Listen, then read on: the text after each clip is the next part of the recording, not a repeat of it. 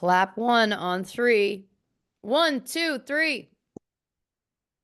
What's up, everybody? Welcome to another episode of True Crime and Cocktails. We're so glad that you're here. As always, I am your host, Lauren Ash, and as always, I am joined by my co-hostess with the most S, Christy Oxborrow. How you feeling?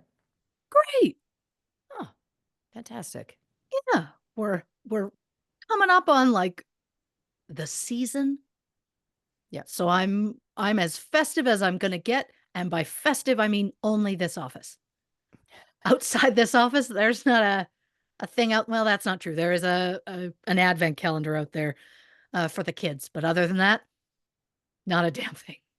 Oh, my house, I've done virtually nothing, which for me is also insane, as I'm someone who typically has 3 to 5 Christmas trees up. I mean, I have the year-round one in the spare bedroom, so Of that's up. course. But yeah, in the main space, nothing. Who's got Nothing. the time? I do not. Yeah. I do not. I've done no shopping. I'm like, we're running out of time here. Yeah. Oh, I looked at this and it's like, this comes out on December 10th. Mm-hmm. So that gives us like 2 weeks. Oh my God. And I That just made my guarantee stomach turn. by the time between this record and when this comes out, nothing will have changed. No, So no. there still won't be decorated. I'm mostly done, but I still have gifts to do. And one of the gifts I have to make. Why are you doing this to yourself? This is insane. It's insane. It's insane. I don't have to, but it's a high wish list item for my youngest gentleman.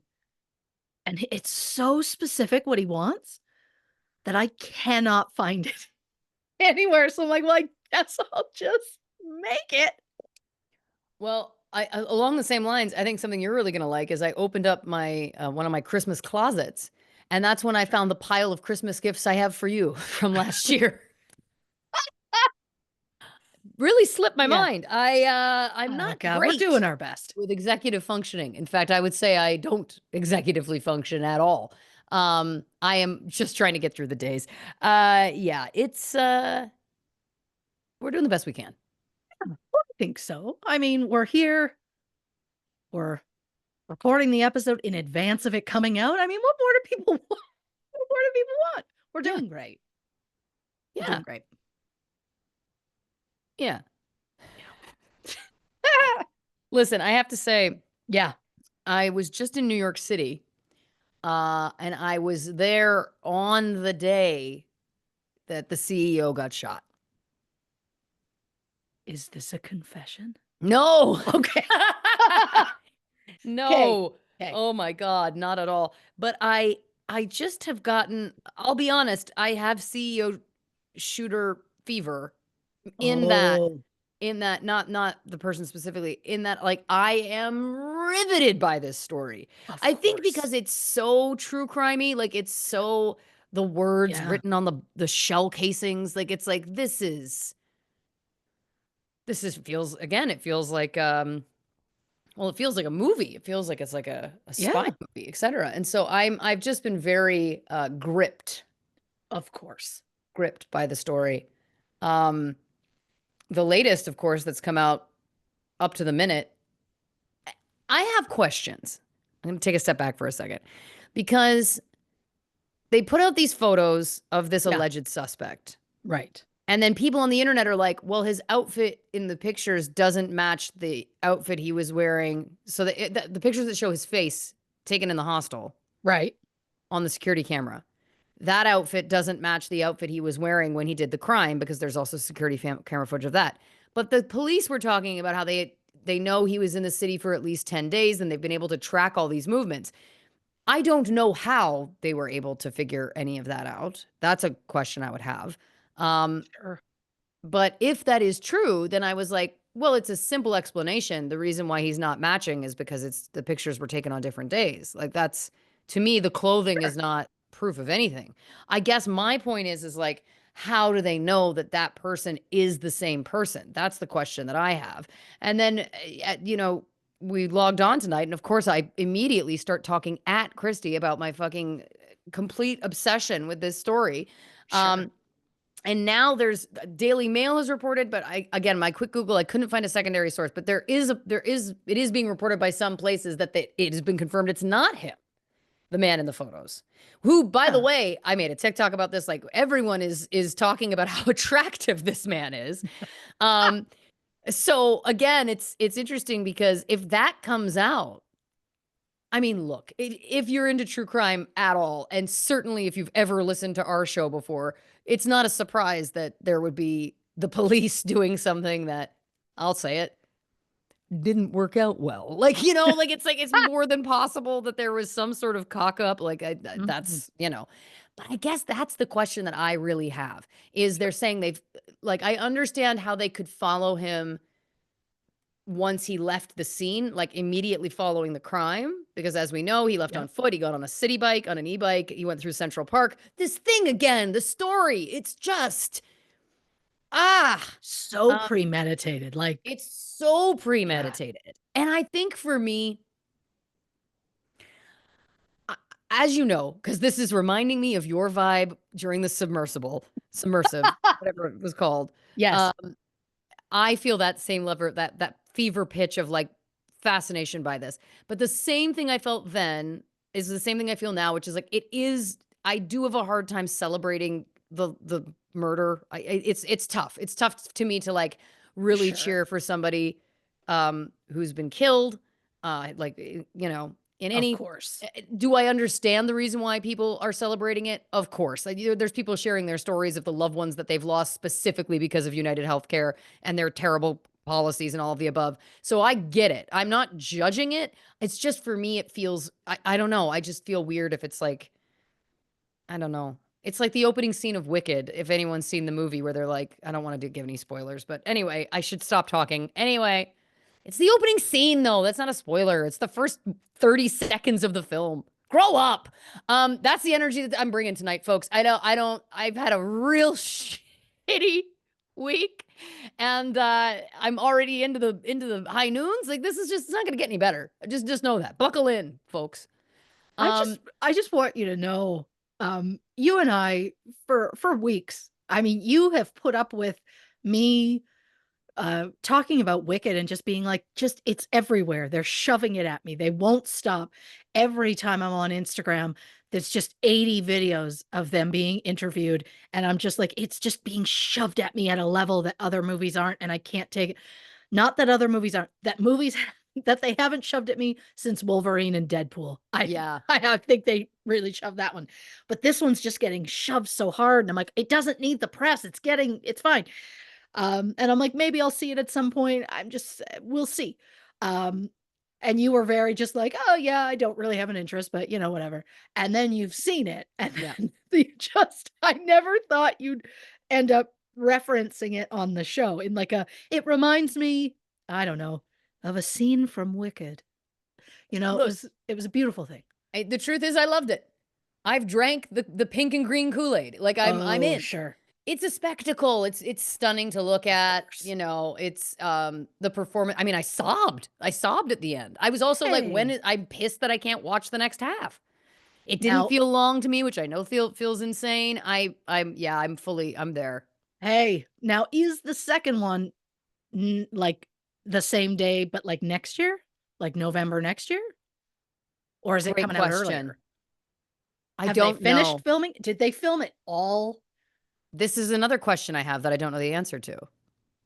It feels like they were filming that movie forever. So I mean, I don't know. Well, These are listen. especially if it's like a part one and part two. It's not like you filmed the first one and just are waiting to hope you're getting greenlit. Yeah, yeah, exactly. So I mean, it's part one. So I mean, to me, it makes sense. You just kind of keep going. Yeah. Well, we'll have to figure this out. All of this to say, I Yeah. love that I really took us on a wild left-hand turn. All of this to say is the piece of this case about the shooter, the CEO shooter, that I really want to know is again how they were able to figure out who this person is leading up to the crime. That's what Sure. I understand that in the hours right before the crime, Yes. Okay. You can look at security camera footage everywhere in the area. They see him in different places. I buy it. But how is it that they're like, he was here for 10 days? How is it that they're like, he took a bus in? Like, are they going by tips they're getting? Like eyewitnesses? Like, Sure. how are they building this timeline?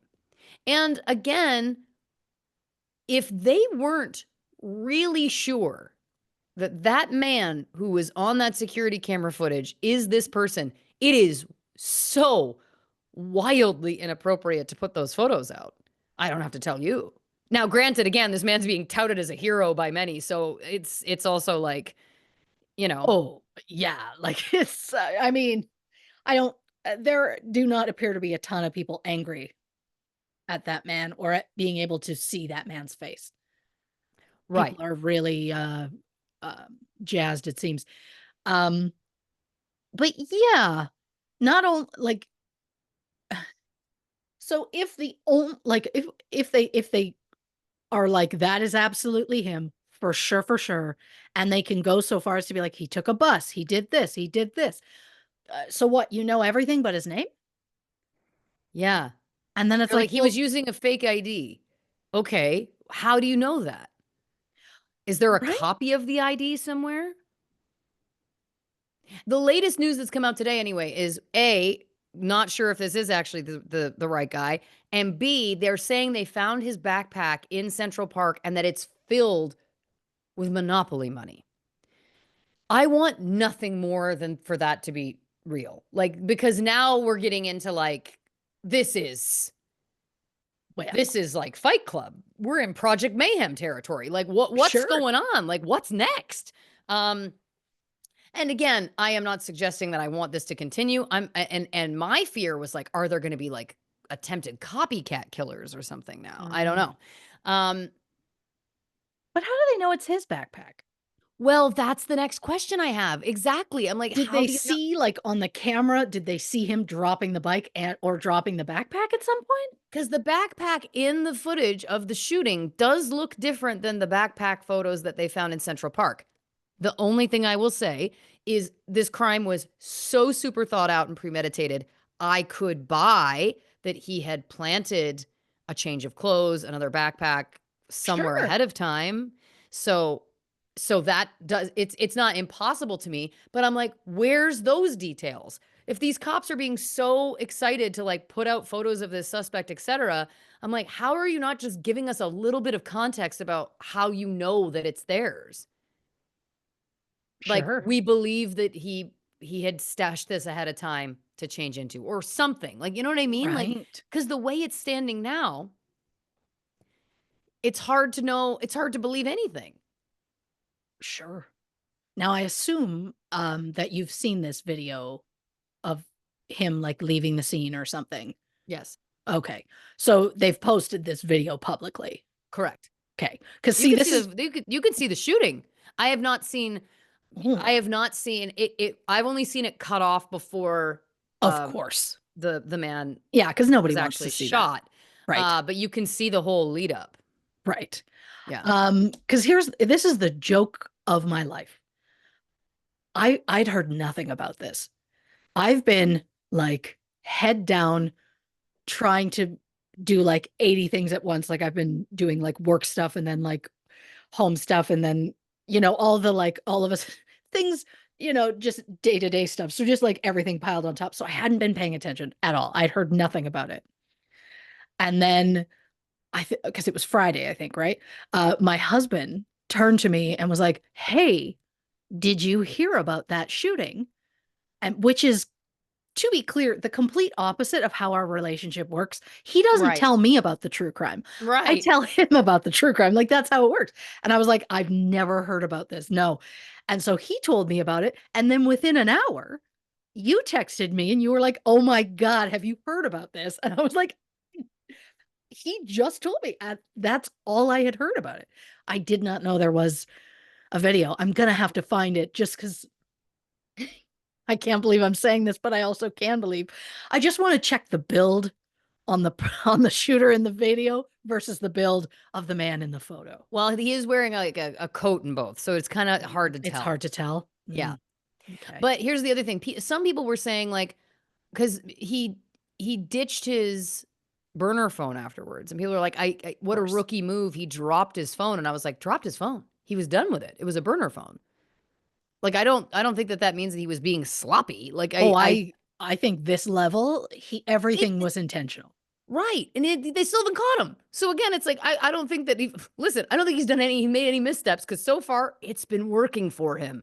Um, but yes, the only other thing I had to comment on because this is where like the intersection for me in terms of like true crime content, which is obviously very up my alley, but then also like finding the comedy and the dark things really intersected Sure. because I was, as I said, I was in New York when this happened, so all of the TV news, like the small Of stations, course. etc., like everywhere is covering this story. And the one thing I do have to say is the way that these police officers that are being interviewed about it are talking about it, it's almost as though they're impressed, but they can't let it on. Sure. And they've got these like really thick New York accents, right? And it's like, Oh, I yeah, this love it. guy's clearly got, he's a professional. Like the but like not no one none of them wanted to say he could have been former law enforcement or former military. None of them want to say that, right? Of course. So they're just going, he's, obviously got a lot of experience. Like it's like, well, where do people get the most experience handling guns? I don't know. I'm going to go out on a limb and list two Mm, professions, one mm, of which you have too, sir. sure. But then, so that was just kind of cracking me up because it was like they were going into so much detail about like, Mm. and then the gun jams and he easily unjams it and goes to shoot another shot. And that's not something that's easy to do and whatever. And I'm like, just say it. You kind of have a crush on the guy. Like you're kind of impressed. You don't want the crime to Yeah, have happened. of Now it's on you to course. solve it, but you're also kind of like, check this guy out, you know? Oh, there's That's gotta be some level. the energy that Yeah. it was cracking me up. But then this is now switching back very quickly to the true crime element. The other detail that was remarkable to me from that clip was this chief of police was like, I've been doing this 30 years and I've never seen a silencer used before. And I'm like, you've been doing this in In New New York City York? for 30 years and you've never seen a silencer? Couple of questions, sir. One, have television and movies just been lying to us? Like, are these harder to get than we realize? Is this something that isn't typically done or used? Is that a thing? That's my first question. Huh. And then my second question is 30 years? And this is the first one. What's I going on over there? Have you been on a desk this whole time? Like, I don't know. Like, I just found it very hard to believe. And that I really stood out to me. yeah, Then, of course, because our phones listen and my algorithm is algorithming, of TikTok course. shows me a video where a man went into great detail that there's a possibility that it wasn't a silencer, but that it was a World War II handgun in which they were built with silencers attached. And that these are very rare guns and they could only shoot a certain amount of bullets or whatever. And that Oh. it was appearing that the gun was jamming and he was unjamming it, but he's like, no, that's just how these specific guns are used. And then he's like, so this guy might be a history buff. And I was like, if everyone on the internet is not only an armchair detective, but is also an armchair, like, I don't know, profiler, um, what a wild world we're living in. This is the Yeah, weirdest yeah, timeline. And I yeah. won't get into quantum physics, and that's a promise. Um, That's disappointing.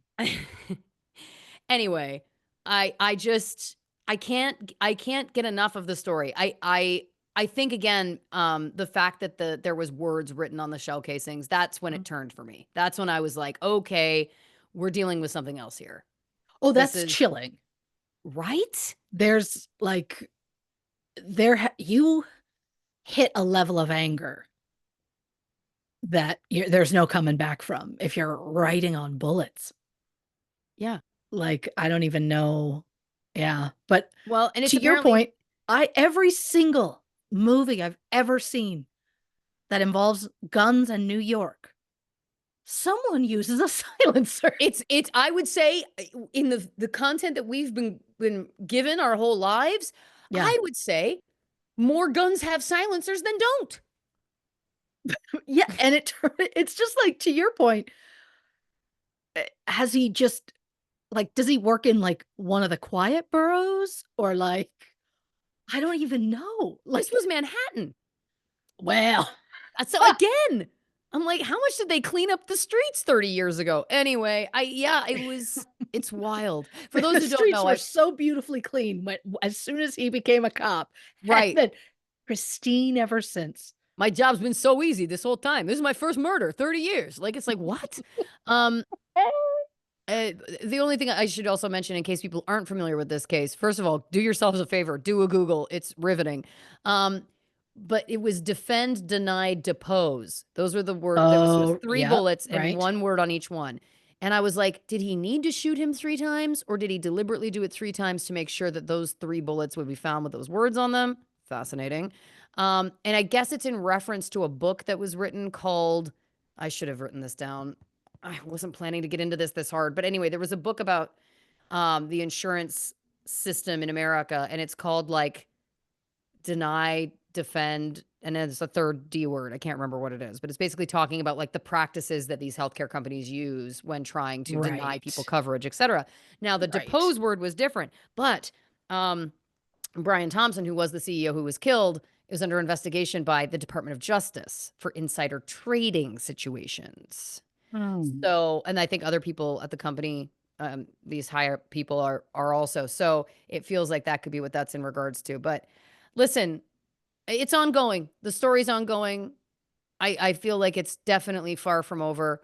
Um, but yeah, I'm I'm fascinated. I'm gonna say now I did a very quick Google Yeah. just because I needed to know in the moment. And so I'm the AI overview, take from that what you will, says silencers are rarely used in crimes. That was the sound of me dropping my pen. Yeah. Who knew? Uh ATF data shows up from 2012 to 2015, the ATF recovered 390 silencers from crime scenes, but more than 600,000 pistols. That is a very small amount. Well, there Yeah, we go. I guess then you could be a police officer in New York City for 30 years and never have seen one. I guess that's possible then. I guess so. I Huh. don't know.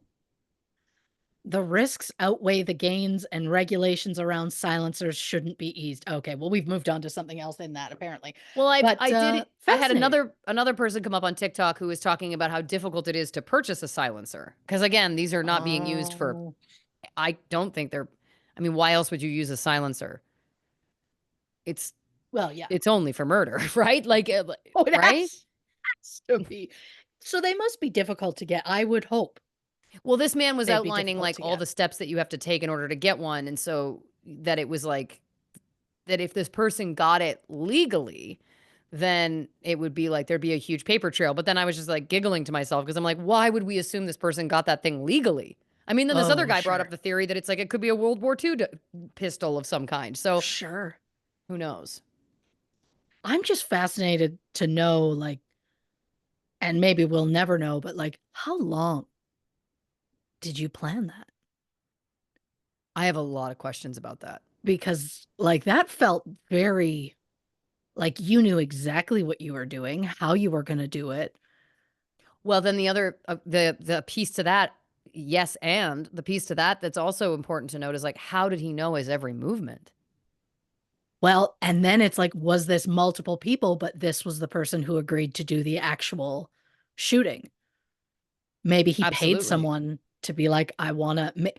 It is more than possible that of them, so many people who were affected by that company, that people band together and were like, we need to make a statement. We need to do something. It's possible. But And if then it that's the was, case, then there's more of a chance that it'll eventually come out because loose lips sink ships. oh, The yeah, more people that somebody's going to know, brag about it. the more yeah. Or again, this was some yeah, to your point. Yeah, yeah. I mean, there's no way to know, right? Like for someone to be that adept at that crime, it feels unlikely to me that it was like that's the person that was personally affected. It feels more likely that that person was hired. They also said that he was Mm, seen talking on his cell phone like almost right before the crime happened. So that the burner phone. So it feels again like it okay. was like he could have been getting some sort of information from someone. But then you just also have to say like you love this. Here we go. Yep. Someone from the inside has had to leak something. I'm not saying that someone from the inside took out the hit on the CEO, Sure. but someone from the inside would have had to have provided the information about his schedule because how else? Yeah, unless you have someone following him all day, Right. which I mean, maybe, But but it was also the like, perfect timing. How would they have known that he was going to be leaving? It was so early. It was mm, still dark outside. It was still dark outside. There was barely anybody on the streets. So in terms of this crime, couldn't have been a more convenient time for this crime. right. It just feels to me like unless what they've tapped his phone. But I mean, this might be that cop's first time seeing A burner. a phone tapping in 30 Mm, years. Like, is that the next thing we're going to find out? Nobody's tapping phones. We've been told for years. Everyone's getting information that I way. mean, well, and that's the thing. I mean, does it make me sad to think that movies just put a dramatic flair on things and like it never really happens? Yeah. Yeah, I'll be sad about that. Yeah. But yeah, like again, like that's a lot of thought. And you'll love that I'm saying this. Now, with a burner phone, Hmm. so even if the cops got it, they couldn't find out what number called it or what number it called? Um, well, then that would seem absolutely plausible.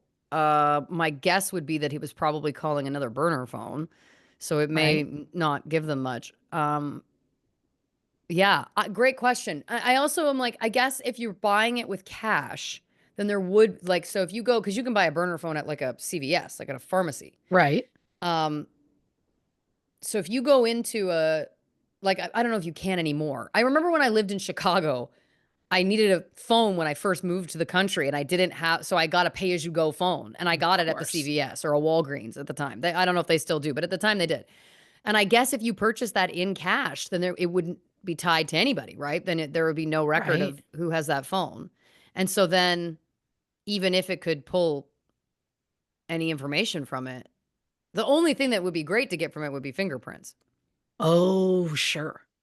I'm just shocked that it's like for the amount of times that burner phones get used in crimes. Yeah. I'm just shocked there's not some sort of like we if we get the phone we can find out where it was purchased. Cuz I feel like sometimes there's a burner phone we know it was purchased at this area or at this store or whatever and it's like then how do you know that? Should stores be keeping track of like the serial numbers or something? Well, it's possible that they could have that much information and then they could try and pull up security camera footage from when it was purchased. I could believe that that could be figured out. But then again, it's like, Sure. how long ago was it purchased? Does that security camera footage even still exist? Well, if this person is as smart as they seem to be, it would make sense that it was purchased ages ago. Make sure Right. it's long gone. It depends. How Yeah. long have they been working on this? It's a great question. I do know that United Healthcare, I believe in the last year, don't quote me, but at some point they introduced a new AI model to determine whether or not Right. people should get their claims covered.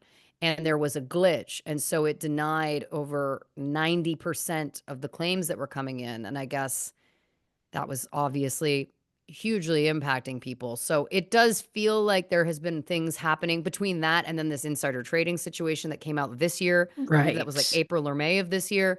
It does feel like there's been maybe some things bubbling for, you know, 6 to 12 months at least for sure. But again, Right. yeah, it's one thing to be like, "Oh, I want that person dead." So, and I'm going to act on it. It's Right. another thing to like pull off a insanely detailed crime. Yeah.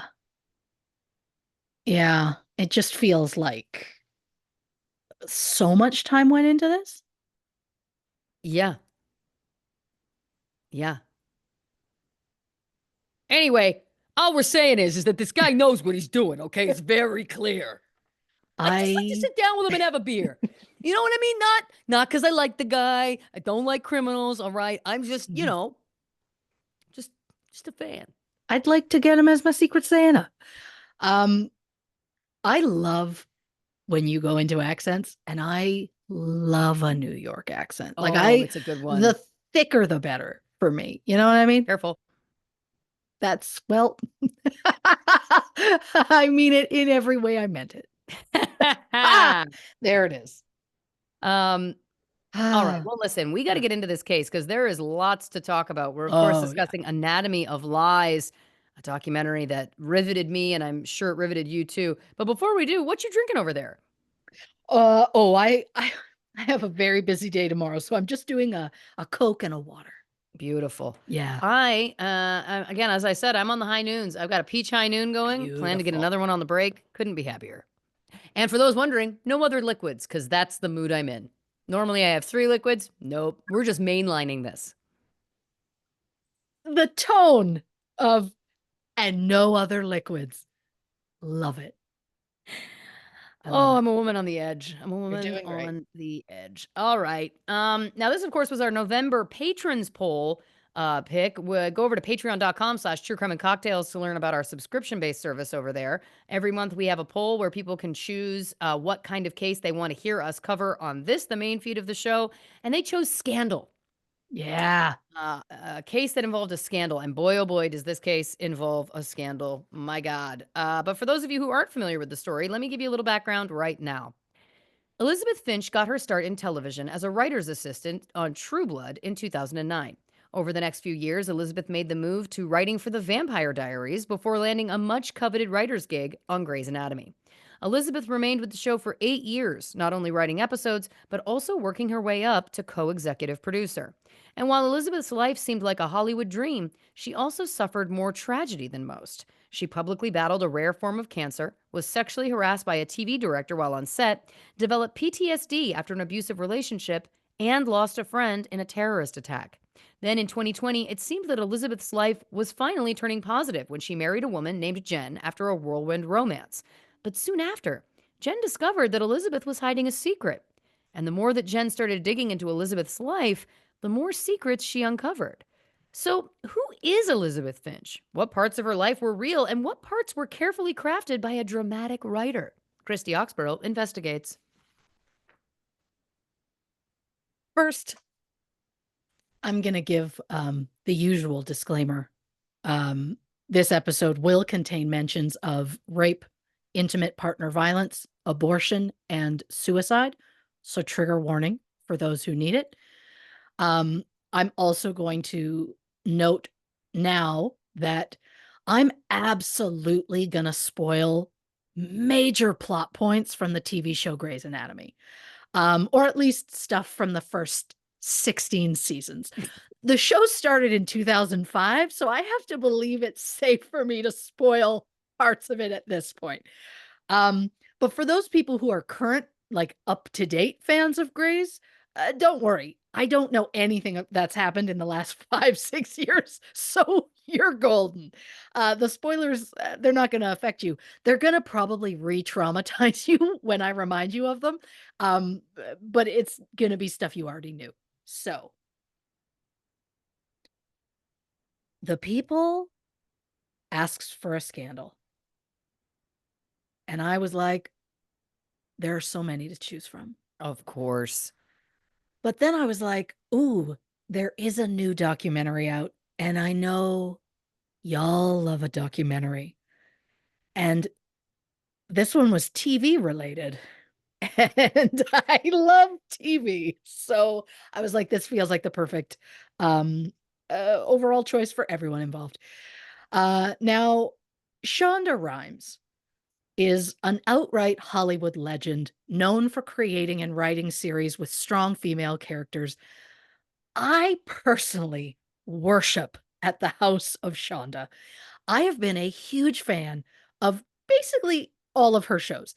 Um, I loved the ones that were rudely canceled after a single season, like Off the Map, The Catch, and For the People. I was obsessed with How to Get Away with Murder, although they did Frank dirty in the end, and I will never, forgive them for that. I loved Scandal, and how it managed to make an audience root for what seemed like a once in a lifetime fairy tale level love that was just outright adultery. And then there's that scene, which I assume has stuck with all of us, specifically season 3, episode 17, where Huck practically inhales Quinn's face in that parking garage. Oh, that's right. Yeah. I forgot about that. I clearly have not. To be fair, I did have to find out what episode that was, but, it's still there. It's still there. Um, and yeah, I was even obsessed with the spinoffs, Private Practice, Station 19. I mean, really, the only Shonda show that I haven't gotten around to yet is Bridgerton, and it is on my viewing plan for 2025. I'm glad that you So not only have a list, but you have a plan.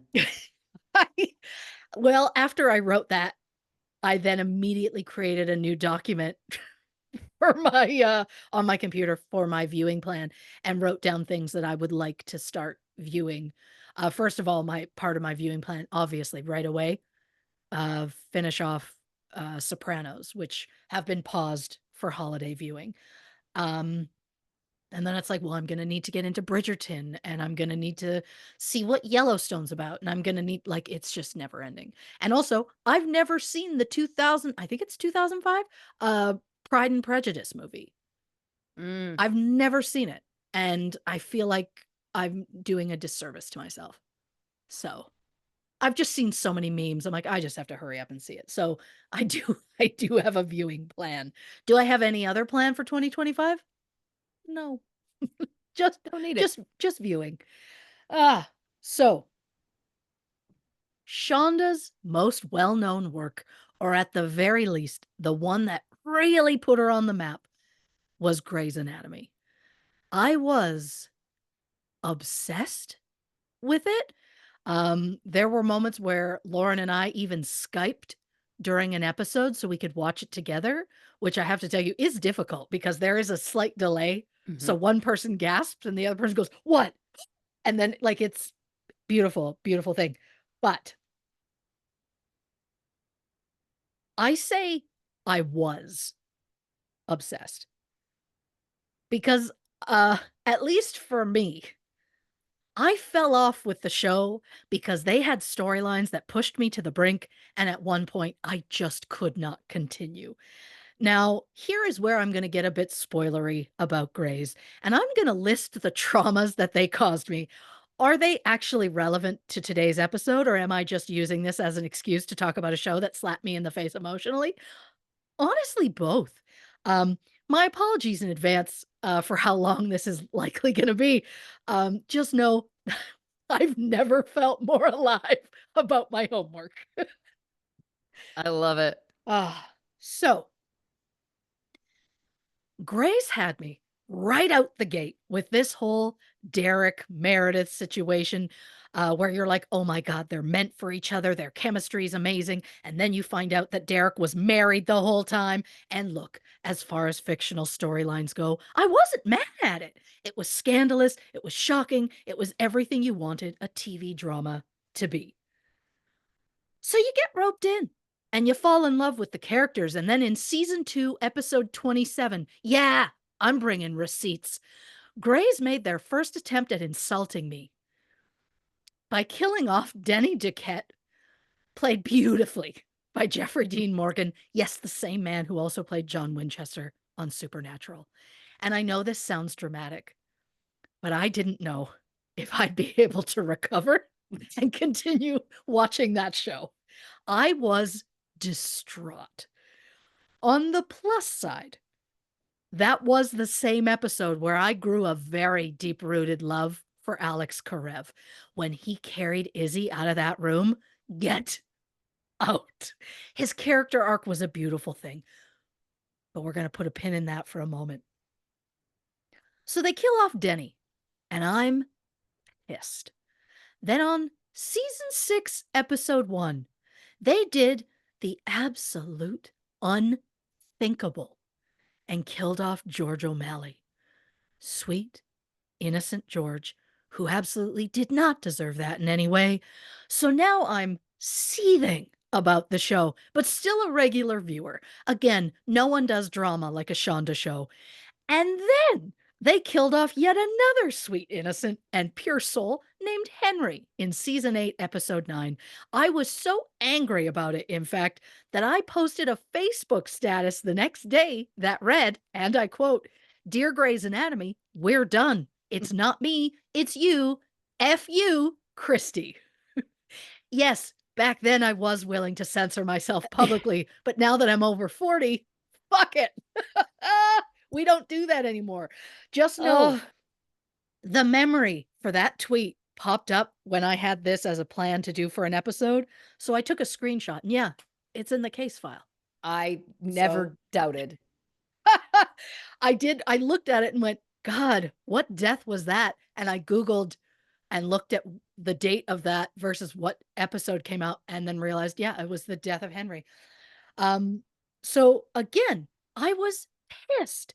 Henry didn't deserve that, and neither did Teddy. But I'm getting sidetracked because I don't have time to explain the storyline that involved their beautiful, obvious love. So somehow, despite me telling Grace that I was done, just like the love between Heath Ledger and Jake Gyllenhaal in Brokeback Mountain, I Mm, couldn't quit them. And since they clearly weren't done offending me in season 8, 15 episodes later, after the death of Sweet Henry, they killed off Lexi. And look, did I love her? Not really. But by then I was attached and I just felt really blindsided. And then soon after that, on season 9, episode 2, they killed off Mark Sloan, McSteamy himself. The absolute audacity. And if McSteamy wasn't enough, the show then went after McDreamy and killed off Derek on season 11, episode 21. Did we as fans deserve that? Absolutely not. But to me, the biggest affront to the fans and the straw that officially broke the camel's back was season 16, episode 16, when they wrote off Alex Karev. Did they kill him? No. But they gave him such a bad excuse for leaving that I was offended as a fan. They took a man who started off with a dirty frat boy mentality, who grew into a loving, caring, solid man, and then they just had him fucking up and bounce like it was nothing. And yeah, look, I get it. The actor was looking to leave the show, so I'm not upset that he left. I'm just deeply upset with how they chose to have him leave. It went against everything his character had become. It was an insult to Karev as a character. It was an insult to the fans who watched Karev's growth over the years. I'll say it. It was a slap in the face of the OG Grays fans. It was. yeah. Am I being dramatic because we're literally just talking about a TV character and not a real person? Absolutely.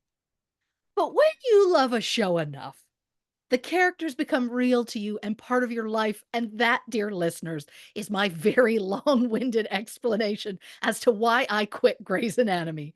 It's also a very clear picture into my very deep rooted love of television. Um, but again, I promise this will eventually pay off later in the episode because the woman we're focusing on today was a writer for Grey's Anatomy. But we need to take a step back so I can show you how she became one of the writers. Elizabeth Renee Finch was born in March 1978 to a middle class Jewish family in Cherry Hill, New Jersey. It was not stated what her father Robert did for a living, but her mother Joan was a special education teacher, and later in life, Elizabeth's older brother Eric would become a doctor. Elizabeth attended Cherry Hill East High School, which was known for its impressive theater department. She wrote multiple plays while attending the school, including an incredibly dark one that involved a parent molesting their own child. Fellow students said they were incredibly uncomfortable with it, but it seemed to get overall praise from reviews. I don't know who reviews high school plays, but that's not the point of this episode, so I quickly let it go. Unlike my feelings on Grey's Anatomy. But don't worry, I'm gonna bookend this episode with my feelings on Grey's. So for those who are like, I'd like to hear more of your thoughts on Grey's Anatomy, don't worry, more are coming. So after graduation, Elizabeth attended Carnegie Mellon in Pittsburgh, Pennsylvania. Pittsburgh, of course, being home to the second best NHL team in Pennsylvania. I I kid, mostly because, one of my sons is a huge Penguins fan, and I know if he ever heard that I said that about his team, he'd be annoyed. And what kind of mother would I be if I didn't intentionally try to annoy my children, at least some of the time? It's a role I take very seriously. So while attending Carnegie Mellon, Elizabeth's mother, Joan, was diagnosed with cancer. Joan battled for 5 years, during which time Elizabeth said her family became experts in things like hospital lingo and pharmacology. Thankfully, Joan did survive. Elizabeth then wrote an essay about the effect cancer had on her life and how her mother's diagnosis inspired Elizabeth to have herself tested for the BRCA gene mutation. Basically, the BRCA produce proteins that help prevent cancer by repairing damaged DNA. A mutation in one of those genes means the person has an increased risk of developing certain types of cancer. Elizabeth said she was tested and it came back as positive. And after discovering the shock of being more susceptible to possible cancers, Elizabeth allegedly then got into a car accident. She claimed the police officer at the scene told her, quote, "You're lucky you're not dead." Elizabeth graduated from Carnegie Mellon with a degree in creative writing and professional writing and a minor in drama. She moved to LA to attend the University of Southern California, where she also worked with the, I'm not sure how to pronounce this, is it Yama? IAMA theater group? I couldn't find anywhere that actually just said it out loud. So I'm like, is that Yama? I don't know. Well, a theater group. We'll just say a theater. I should have just said a theater group to spare us No, this, but you're bringing all the details. It's what you it's, do. it is what I do. Um, but while working with the theater group, because now I've walked back on that, she wrote a play called Return to Sender, which was about an ex-military man who suffers from PTSD and stalks his girlfriend. Elizabeth told a friend it was based on her own experience with PTSD, which she said was caused by an abusive ex-boyfriend who also stalked her. So after some time at USC, Elizabeth got a job as an assistant to writer and producer Rick Cleveland, who is most known for The West Wing and 6 Feet Under.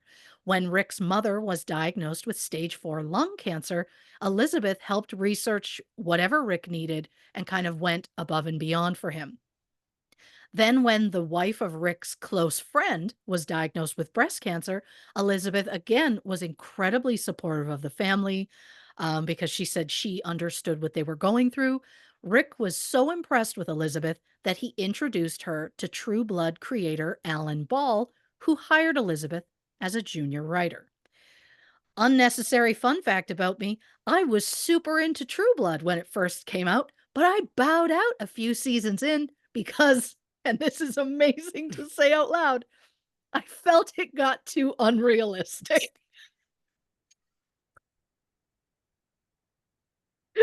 Yeah. Um, Oh, I oh literally, wow. yeah, I literally watched the show and I went, vampires? Okay. Werewolves? Okay. Witches?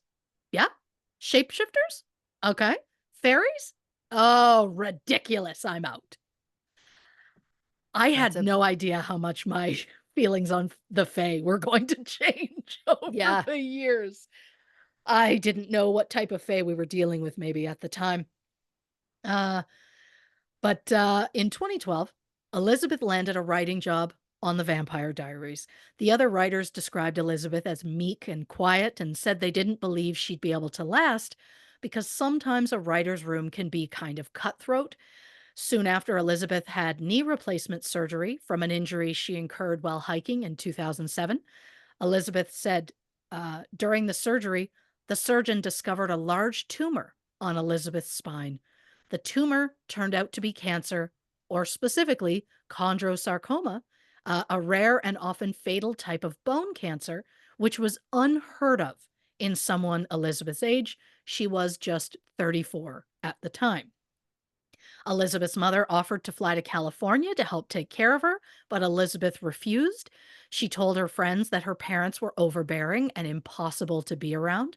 Elizabeth's brother Eric, who was a doctor at this point, offered to talk to Elizabeth's doctors to ensure that he agreed with the course of treatment, but again, Elizabeth refused. She later stated in an article that handling her illness on her own was her way of finding dignity in the face of adversity. But Elizabeth didn't let a cancer diagnosis stop her from living her life. She continued at work as though nothing happened, and she still frequently traveled home for birthdays, weddings, graduations. At the time, despite working on a fairly popular TV show, Elizabeth had dreams of writing for either Parenthood or Grey's Anatomy. She even interviewed to be Shonda Rhimes' assistant, but didn't make the final cut. Elizabeth then sent Grey's Anatomy a sample script, but it was denied. In February 2014, Elizabeth published an article in Elle magazine about her cancer battle. Just to give you an idea of the feel of the article, here's a direct quote. I watched the producers cut under a fog of Demerol, punched up dialogue about vampire werewolf hybrids with a shunt in my spine. Yes, I was down 17 pounds, bald, vomiting relentlessly, but I was still living alone, still stubborn as hell. The article touched a lot of readers and even caught the eye of an executive at Shonda Rhimes' production company, Shondaland. The executive suggested Elizabeth as a potential new writer for the show, and just like that, Elizabeth got her ultimate dream job.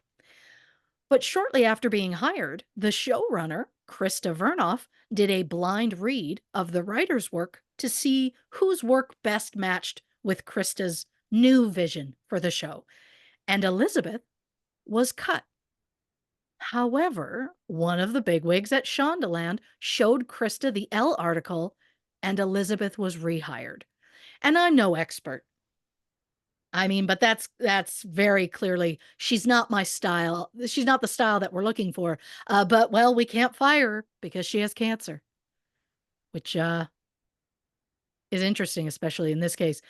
Unlike the writer's room at her previous job, Elizabeth was incredibly vocal with Grey's Anatomy. It was described as the kind of place where everyone talked over each other.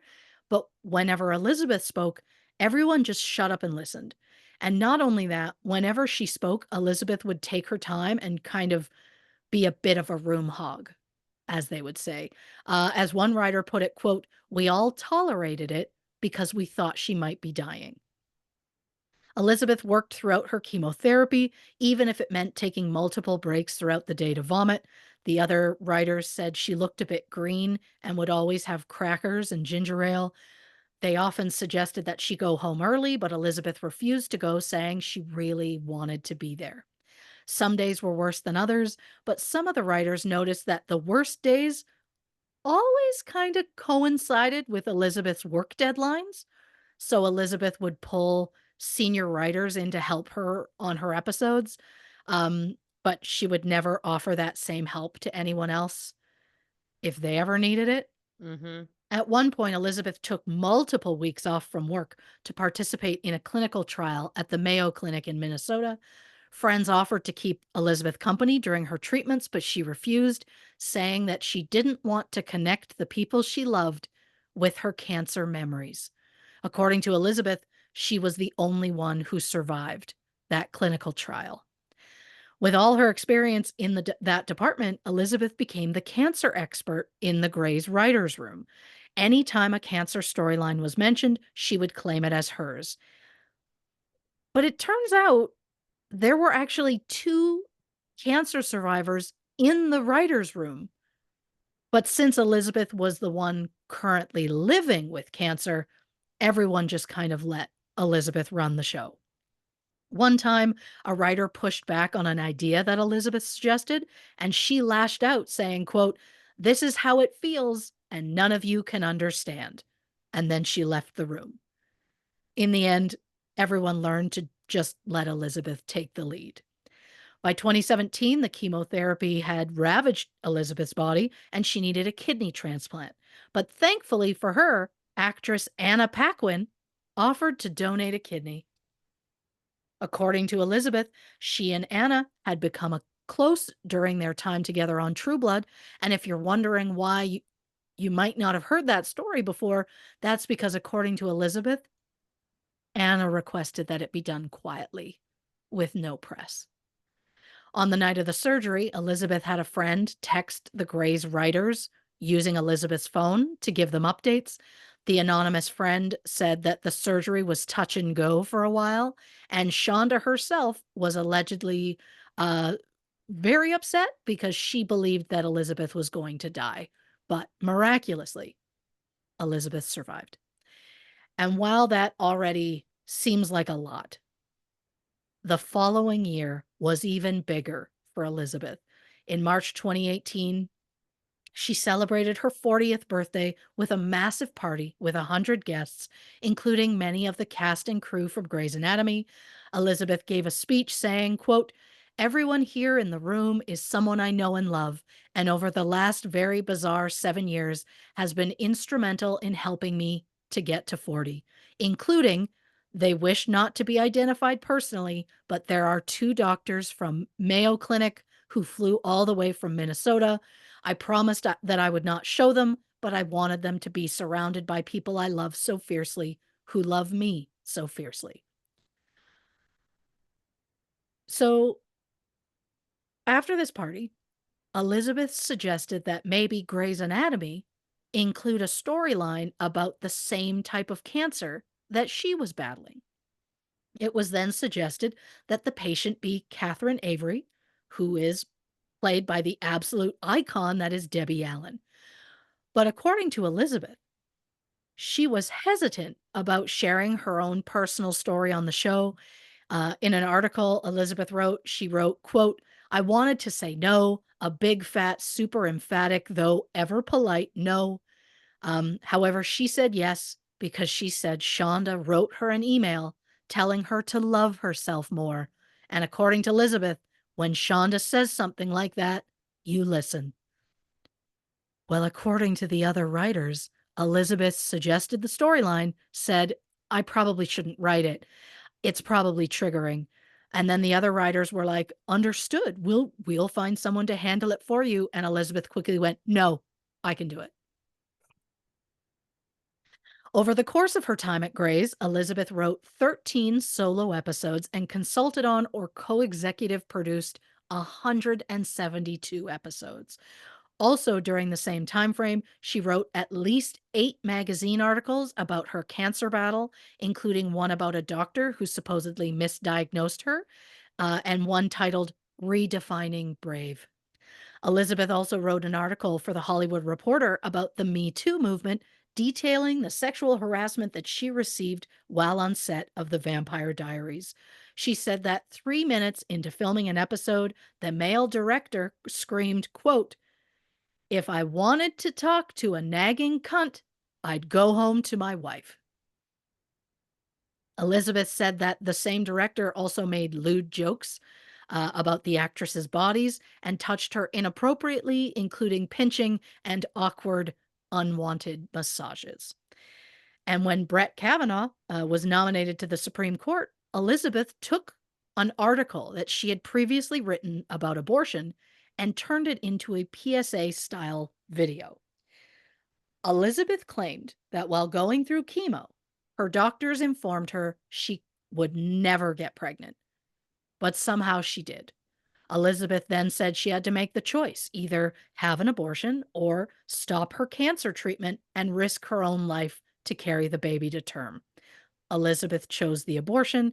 In her video, Elizabeth said that having an abortion saved her life, and she added, quote, "I may never be cancer free." And that's the strange thing, about Elizabeth. Whenever there was, like, a hot button issue that was happening at a moment, Elizabeth always seemed to have a personal experience connected to it, no matter what the topic was.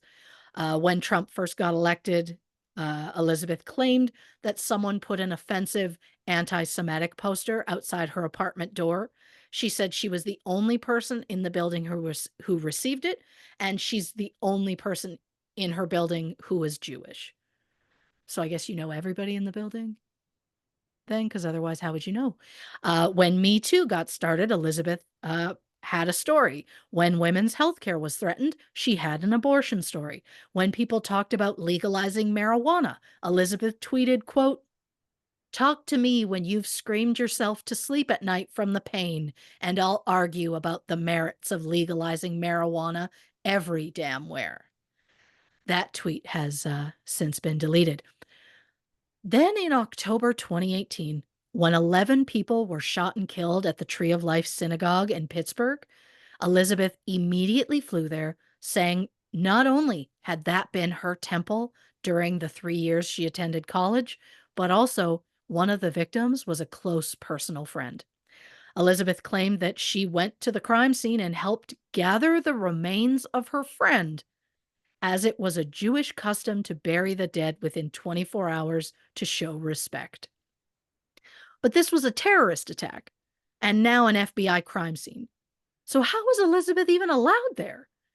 I know, now's not the time for questions, but it's a question that I have. Elizabeth tweeted, quote, "I spent sunup to sundown cleaning what was left of my friend after the Pittsburgh synagogue shooting." And then later tweeted, quote, that she stood amidst the Pittsburgh synagogue carnage. When Elizabeth returned to California, she was clearly suffering from trauma of what she had witnessed. Things got so bad that she would visibly get upset whenever guns were even mentioned in the writer's room, and she even winced whenever someone would say they were shooting an idea down. Oh God. When Catherine's cancer storyline ended on Grey's Anatomy, with Catherine surviving, of course, Elizabeth started to focus her energy on a newer character, a female surgeon named Jo Wilson. Elizabeth suggested the storyline that Jo learns she is the product of a rape. Elizabeth claimed the idea was based on a close friend. But the person who actually shared that incredibly private story with Elizabeth was a fellow Grey's writer named Kylie, who had shared that story in confidence. And while Kylie was offended that Elizabeth used her story without asking permission, she was just a lower tier writer and felt like she didn't have a leg to stand on compared to Elizabeth, who was co executive producer at the time and highly regarded as a writer. So Kylie didn't say anything. Elizabeth even took it to the next level by asking for permission to not have a writer's room for that episode because it was so incredibly personal to her. She instead asked to write it alone because it was so heavy and personal. Then she struggled with it and had to bring in other writers anyway, who were absolutely not given credit for that episode. The episode called Silent All These Years featured a moment when a rape survivor is wheeled down a hallway that is lined with women. For extra women, they had female crew and writers join the scene, and Elizabeth can be seen at the very front pulling the gurney. The episode won a Sentinel Award, which honors TV shows that deal with tough issues. Elizabeth claims after that episode, the writers insisted that Elizabeth handled Joe's storylines for the rest of the season. But if you ask the writers, Elizabeth was the one who outright asked for the job. Elizabeth wrote exclusively for Joe's character for the rest of the season, which ended with Joe checking herself into a mental health facility. So when the season was done in May 2019, Elizabeth also checked herself into a treatment facility in Arizona as she was still suffering from PTSD from the synagogue shooting. Elizabeth arrived at Sierra Tucson, where she checked in using the name Joe, which is interesting. Yeah. At the facility, she met a patient named Jen Bayer. Bayer? Hmm. Jen was a registered nurse and a mother of 5 from Topeka, Kansas, who had been at the treatment facility since January. Jen suffered severe PTSD from an abusive 18-year-long marriage. According to Jen, her husband Brendan was controlling as well as physically, emotionally, and sexually abusive towards her. Brendan denied the allegations and told everyone that Jen was mentally ill and that she suffered from postpartum depression. Jen managed to take out a protection order against Brendan and filed for divorce, but he continued to stalk her and gaslight her. And the worst part is that everyone outside the family saw Brendan as a loving, doting father, so they absolutely believed him when he said it was all just in Jen's head. In December 2018, Jen started having dissociative episodes or breaks from reality, including a moment where she was driving with her 2 kids in the car. She randomly pulled over, got out, and just started walking. When she realized what she'd done, Jen panicked, feared for her children who were left alone in the car. The children, of course, were found completely unharmed, but Jen was charged with child abandonment. Brendan told authorities that Jen was psychotic, so she checked herself into the facility in Arizona to prove that she was a fit mother.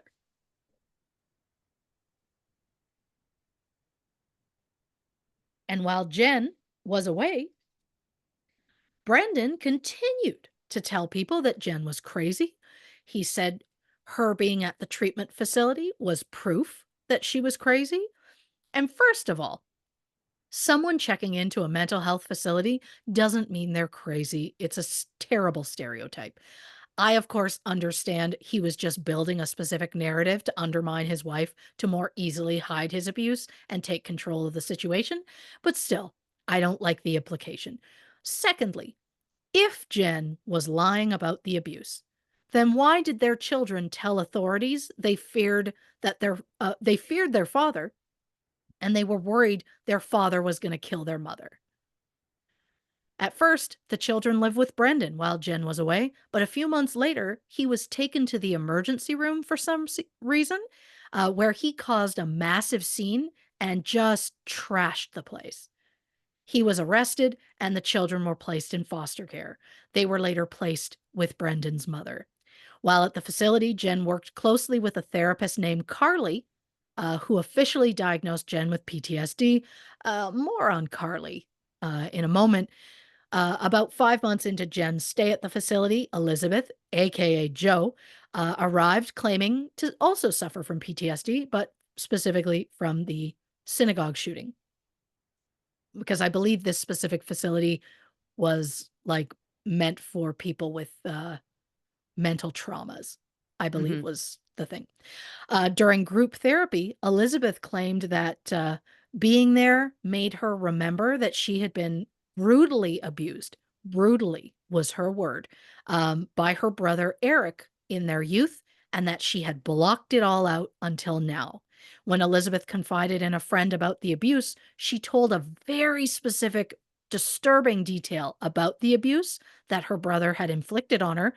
I'm not going to get into specifics because the specifics don't matter, but it turns out that what Elizabeth claimed happened was an exact detail that Jen had told Elizabeth about her past with Brandon. Oof.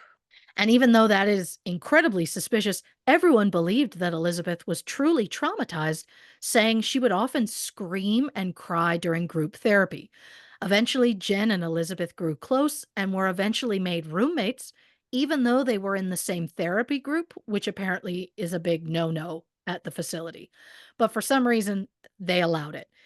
They also allowed Elizabeth to leave for random days at a time to go do work related things, which is also another big no-no at the facility, but she just got away with it. Jen and Elizabeth seemed to have a lot in common, as Brendan's abuse seemed very similar to what Elizabeth's brother allegedly put her through in her childhood. While at the facility, Brendan continued to send Jen angry, obsessive texts, which Carly, the therapist, read. Carly held on to Jen's phone and would only show Jen the messages that she felt Jen should see. At one point, Brendan sent a video in which he calmly said he was coming to pick Jen up and how he was really excited to reunite with her. The facility had to arrange for extra security. And while the focus was on Jen, suddenly Elizabeth received a letter from her brother threatening her if she was to go public about the abuse from their childhood. The letter was conveniently found inside a photo album that Elizabeth's parents had brought for her, which is interesting because Elizabeth claimed that she didn't remember the abuse until after she got to the facility. And she didn't mention it to her family until after they gave her the photo album. So her brother would have had to predict that Elizabeth would suddenly remember the abuse decades later, then write the letter, sneak it into the album that was in New Jersey while he was living in Florida. Doesn't make a lot of sense, but no one at the facility had a reason to believe the abuse and the letter weren't real. In July 2019, both Jen and Elizabeth were ready to head back to their regular lives. The staff at the facility tried to get a service dog for Jen to help prevent further episodes, but the dog was incredibly expensive, so Elizabeth offered to pay for it. The women agreed to stay in touch. Jen returned to Topeka, where she was only able to see her children for 1 supervised hour a week. She also had to attend various court hearings for her divorce and to determine custody of the children. Jen was terrified to see Brendan, who was stalking her and posting pictures on social media of places that were near the place where Jen was living. Elizabeth offered to fly Jen out to LA so she could get a break. When she arrived, Elizabeth pointed out the black vehicles that were parked down the street from her house, and she said that was the security team she hired because she was famous and required full-time security. Oh boy. Yeah. Okay. Let's Yeah. let's calm down there. Yeah. When they got to Elizabeth's place, Jen said it was an absolute mess with empty alcohol bottles all over the place. Jen said it was upsetting because the smell of alcohol was a trigger for her. Elizabeth said it was clear what happened. Obviously, her brother Eric had broken in and trashed the place. Oh boy. But Elizabeth told Jen not to worry because Eric's out of the country and there's a legal order that would notify Elizabeth whenever he returned. Elizabeth and Jen's relationship turned romantic on that trip. Jen said that Elizabeth made her feel safe. When Jen returned to Kansas, Elizabeth started to love bomb her with constant texts and small gifts, including a plush kidney, because Elizabeth told Jen that thanks to chemo, she only had one functioning kidney. Mm. They often spoke about their future together, and Elizabeth's main ask was that Jen never lie to her. Elizabeth texted, quote, "My expectations are and always will be this. Don't lie to me. That's all I ask. It can annoy us or bum us out or even hurt us, but the truth will out always." And since Jen had massive trust issues following her relationship with Brendan, of course she would. Honestly, this was exactly what she wanted.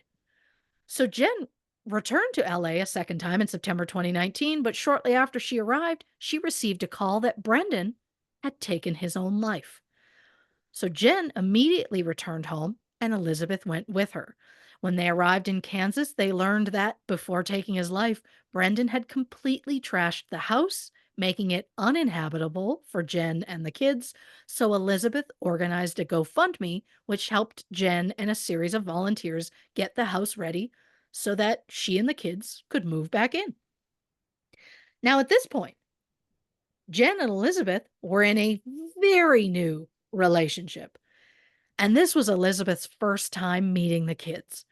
But the kids absolutely adored her, and Elizabeth seemed to fit right in with the family. The thing that really stuck out to me was Elizabeth spoke to Jen's oldest daughter, Maya, and said, quote, "You're going through a sad time, but so am I. I was up for an Emmy, but I turned it down to be here with you." There's a A lot to unpack there. Um, First off, telling a teenager, "Yeah, your dad is dead," that's sad. But you know what's equal to the death of a parent? Missing an awards show. Those 2 things aren't even close to being on the same level. Secondly, if you can't make it to an awards show, they don't take the win from you. The presenter accepts the award on your behalf and the show moves on. Thirdly, this was about a month or 2 after the Emmys had already happened. And fourthly, Elizabeth was never nominated to begin with. Ugh. Then, 2 weeks after Brendan's death, Elizabeth emailed the Grey's writing staff to explain her sudden absence. However, instead of telling them about Brendan, she told them that her brother Eric had attempted to take his own life and that he was on life support in a hospital in Florida. Elizabeth claimed that she had to make the difficult choice to pull the plug. She also said that since her brother was a doctor, he would have known exactly how to shoot himself while ensuring he would actually live, and thus forcing Elizabeth to be stuck with the decision to remove him from life support. She described it as Eric's final act of vindictiveness towards her. The only truth in any of that was that Eric was in a hospital in Florida because he was a doctor there. Also, the whole "a doctor would know how to do it" is an exact storyline from season 3, episode 17 on Grey's Anatomy. Dear God. Yeah. And if this all wasn't unbelievable enough, after her brother's supposed death, Elizabeth took Jen on a trip to Hawaii. She told the Grey's writers she went to Hawaii to reunite her dead brother's illegitimate baby with the baby's mother. According to Elizabeth, the mother lived in the Philippines and they agreed to meet in Hawaii to exchange the baby. Ah, I don't even know if her brother had a child at all, but to me, this might be the most unbelievable thing that Elizabeth ever claimed. Uh, but about 4 weeks after meeting Jen's kids, Elizabeth proposed to Jen. The plan was to get married as soon as possible so they could start the process of Elizabeth legally adopting the children. Because Jen wanted to know that no matter what, her children would always be safe. Jen said that being in love was intoxicating. But it was soon after their engagement that Jen started to think that something might be off with Elizabeth. Jen's oldest son, Van, who was a trained ballet dancer, got a big role in a local production of The Nutcracker. It was an incredibly big deal. Jen threw a big party for her son. Everyone was celebrating him. And then suddenly, in the middle of the party, Elizabeth fell ill. She said, "It's fine. I think it's just kidney stones." But Jen was worried because Elizabeth had told her she only had one functioning kidney. Jen insisted on taking Elizabeth to the hospital, where a doctor did a CT scan and said her kidneys look fine. Elizabeth claimed that Jen misheard what the doctor said. It was then that Jen realized that Elizabeth didn't even have a scar, despite having a supposed transplant. But Jen didn't want to believe that Elizabeth had lied to her, so she chose to forget about it. In February 2020, Jen and Elizabeth were married on a beach in California. The only people present were 2 friends of Elizabeth's, Jason Butler Harner, who performed the ceremony, and Jason's husband, Mickey Rapkin, who, fun fact, wrote the novel that the movie Pitch Perfect was based on. Oh, that's interesting. Yeah. The following month, the world kind of shut down due to COVID. Jen's kids were terrified of getting sick because they worried about Elizabeth's health.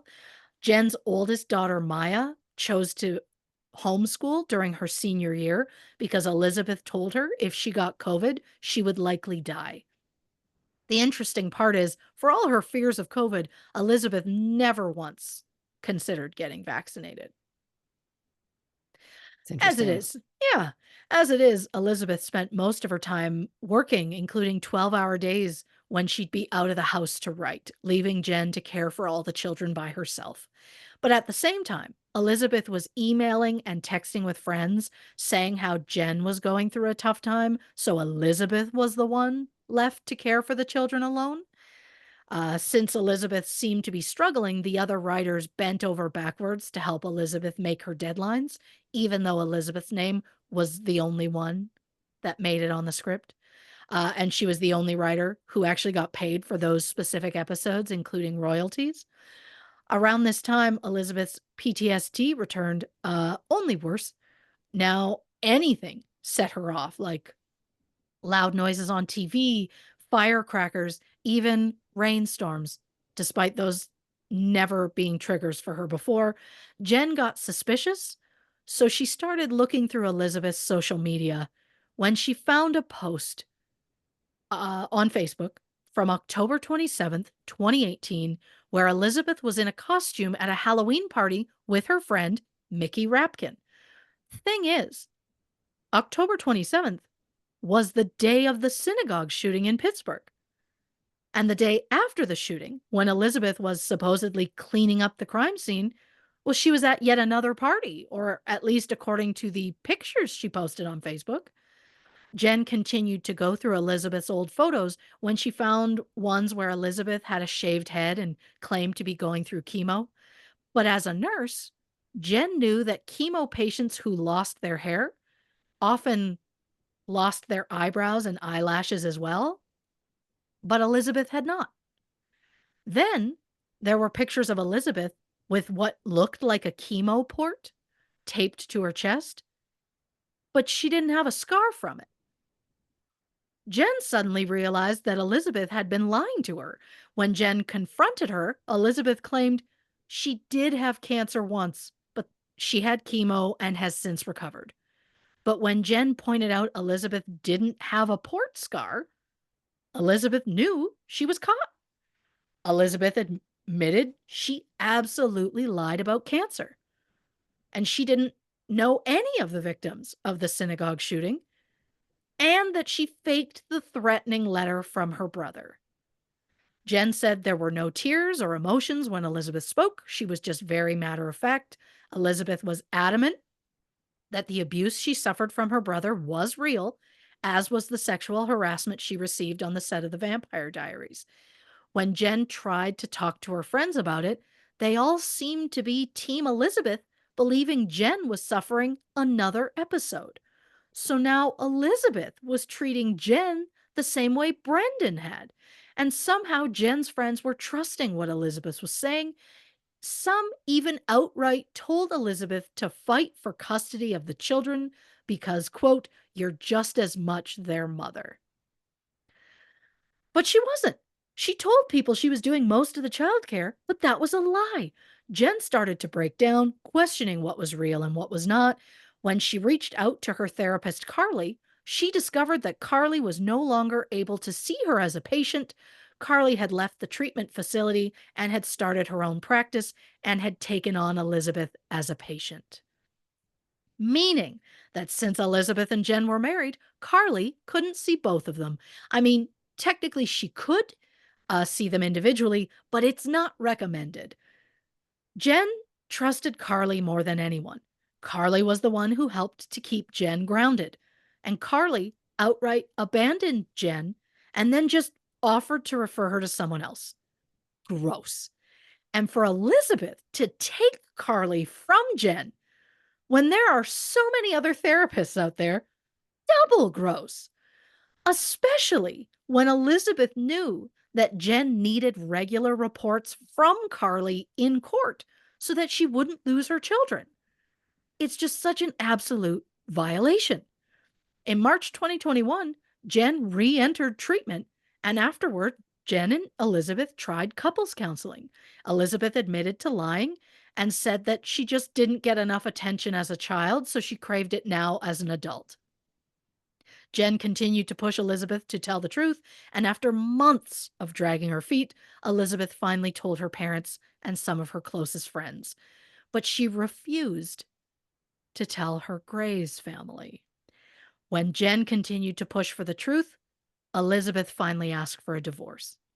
Since the kids loved Elizabeth so much, and maybe a touch of that was trauma bonding. But Elizabeth leaving was just another traumatic loss for the kids to work through.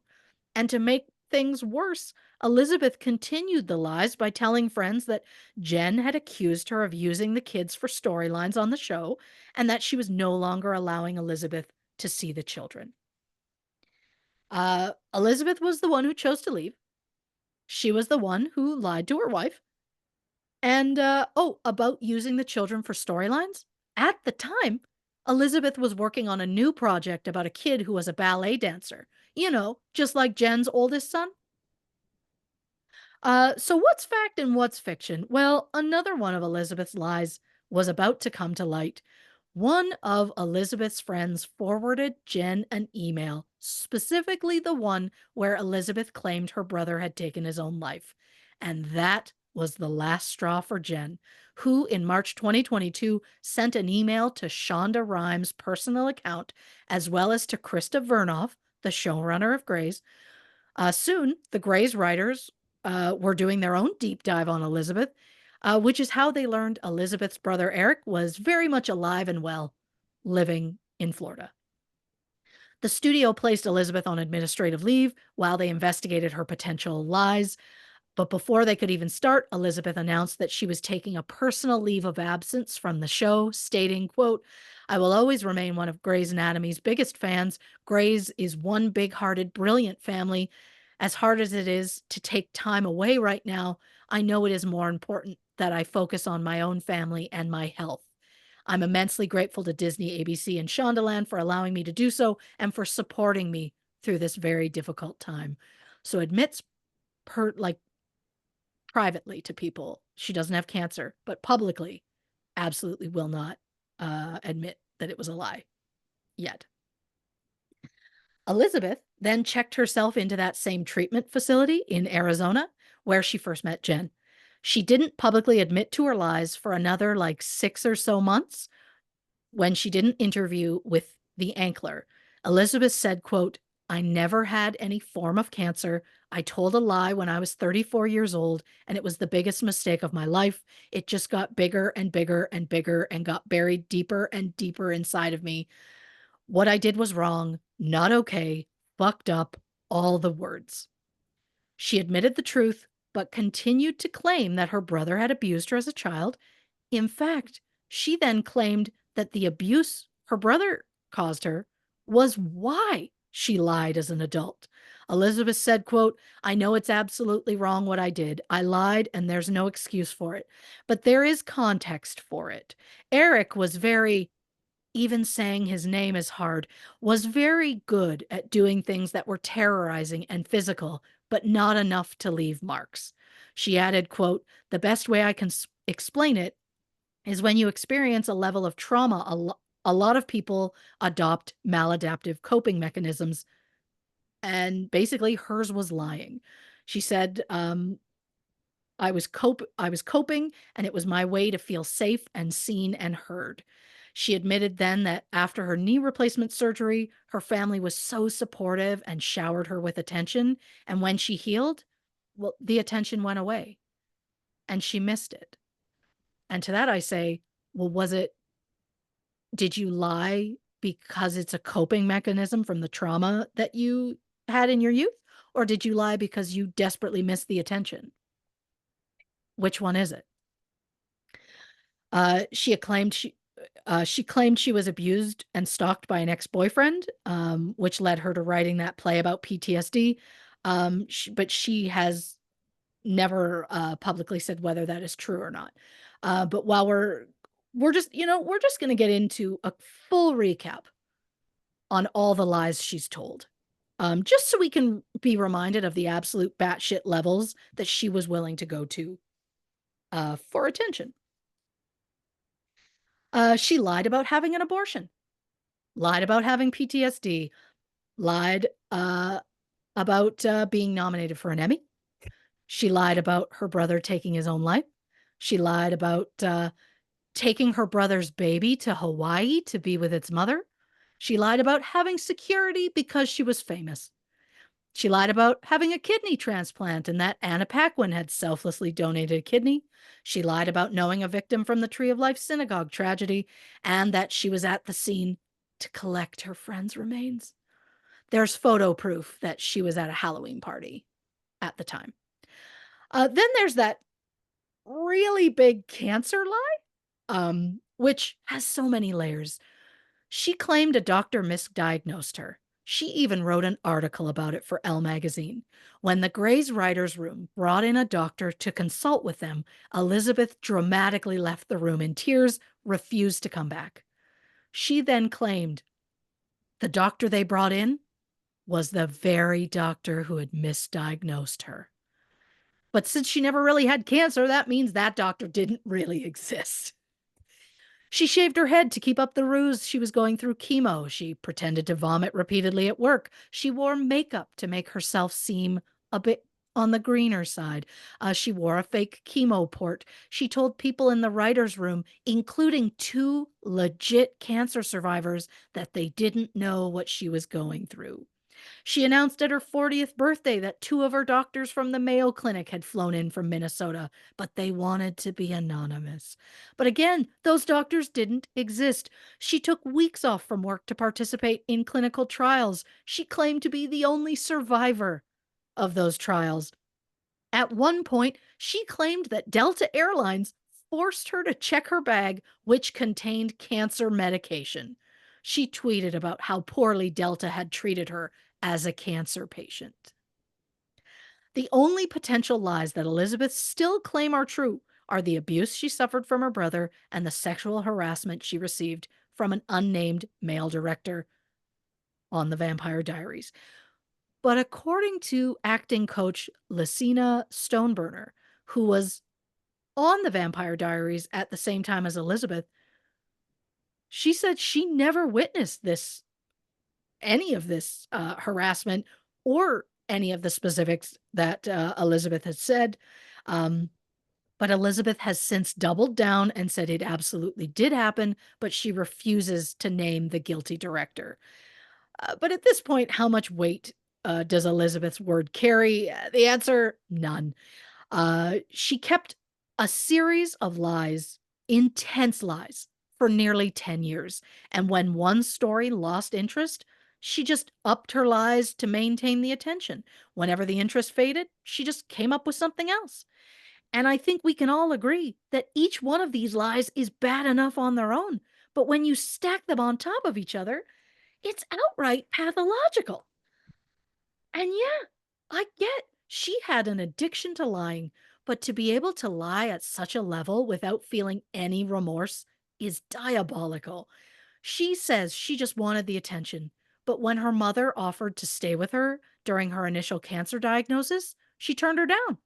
So it seems less about the attention and more about the potential opportunities she was given based on her alleged diagnosis. And lying aside, what about Elizabeth's other troubling behavior?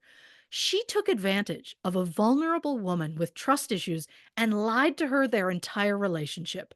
And when her lies were revealed and things went south, Elizabeth allegedly would post pictures on social media to make Jen believe she was in Topeka, which mirrors the exact stalking behavior that Brendan was doing shortly before his death. She also sent Jen angry texts claiming that Jen had taken the children away from her. And what about the fact that she outright stole Jen's trusted therapist, who was Jen's only constant throughout her recovery? It's an absolute violation. And yes, I'm also angry at Carly for making the choice to choose Elizabeth over Jen, but that's neither here nor there. There's also the fact that Elizabeth caused unnecessary pain and suffering to 5 young children during a very traumatic time in their lives. It's unforgivable. It's just so incredibly cruel to put children through that, giving them a false sense of security and then pulling the rug out from underneath them. And because I couldn't find a better place in my notes to mention this, we have finally come to the moment you've all been waiting for since I went through that like fucking 10-minute rant about Grey's Anatomy at the beginning of the episode. So I guess we're back to Grey's spoiler again. But earlier I told you all the reasons that Grey's upset me. I mean, not all the reasons. Because otherwise I would have yelled about Meredith sleeping with George. Anyone but George, Mayor. Anyone but George. He deserved better. But during my earlier complaint, I said that I stopped watching the show in season 16 because of how the writers handled the exit of Alex Karev. We don't have time for the details, but basically, out of nowhere, Karev up and leaves the life he spent more than a decade building to go live on a farm in Kansas with his ex girlfriend, who secretly gave birth to Karev's twin children. If you're not familiar, it's fine. The details aren't important. What is important is that Karev left his life and his found family, who he loves more than anything. He left it all behind and simply left a fucking boo hoo note. It was a massive fuck you to fans. And during this research, I learned that Elizabeth Finch was the person responsible for that fucking episode. Yes, I know the actor was going to leave the show regardless. And yes, I know that Elizabeth has done so much worse. I just feel somebody else could have handled this in a better way and not done Karev and the fans dirty. I have been bitching about that episode for nearly 5 years, and it turns out she was to blame. I can't even tell you how much I screamed when the documentary, when I pieced that all together, I was like, I'm enraged. I mean, clearly, I'm upset over it. I stopped watching the show entirely because of it after more than 15 years of dedication to the show. So now I'm angry that she was allowed to stay on the show under false pretenses. Because remember, when she first got hired, she was almost immediately let go because her writing style didn't fit with the showrunner's vision, but was quickly rehired because they thought she had cancer. She was given repeated opportunities because everyone thought she was dying when she wasn't. She played so many people and benefited from it, both financially and with the attention that she so desperately craved. Elizabeth Finch is the epitome of fake it till you make it, and now she has to sit in the consequences of her own actions. And while she has somewhat apologized publicly, there doesn't seem to be any true remorse for what she did, and worse yet, she genuinely hopes for a comeback someday. She said her next dream is to write for The Handmaid's Tale. Elizabeth said, quote, "I could only hope that the work I've done will allow me back into those relationships. Do I think it will happen? I hope not. But we all know Hollywood loves a comeback story. Grifter Anna Delvey got released from prison and goes on Dancing with the Stars. Armie Hammer is accused of sexual abuse and cannibalism, and he's got his own podcast, and he hopes to return to acting. Robert Downey Jr. spent years going in and out of prison on various drug charges, and since then, he has played one of the biggest superheroes in cinematic history and even won his first Academy Award earlier this year. I am not suggesting that all of these offenses are equal, or that they didn't deserve a second chance. I mean, Downey Jr.'s earlier crimes were really just him hurting himself. He wasn't going out of his way to hurt another person, which is why I felt that Elizabeth Finch, um, she had an opportunity to work in the industry. She blew it. She burned her bridges, and now she has to live with it.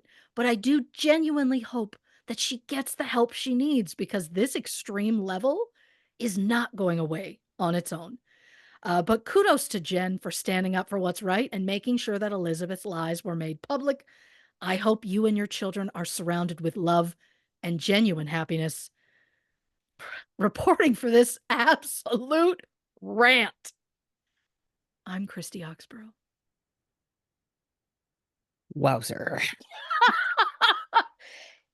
Yeah. Listen, a hot button for me. Yeah. I am all for it. We need to take a break because I have so much I want to talk about on this episode. So hit the can, grab a drink, and we'll be back to discuss I was going to say autonomy of lies. You're doing I've great. had one drink.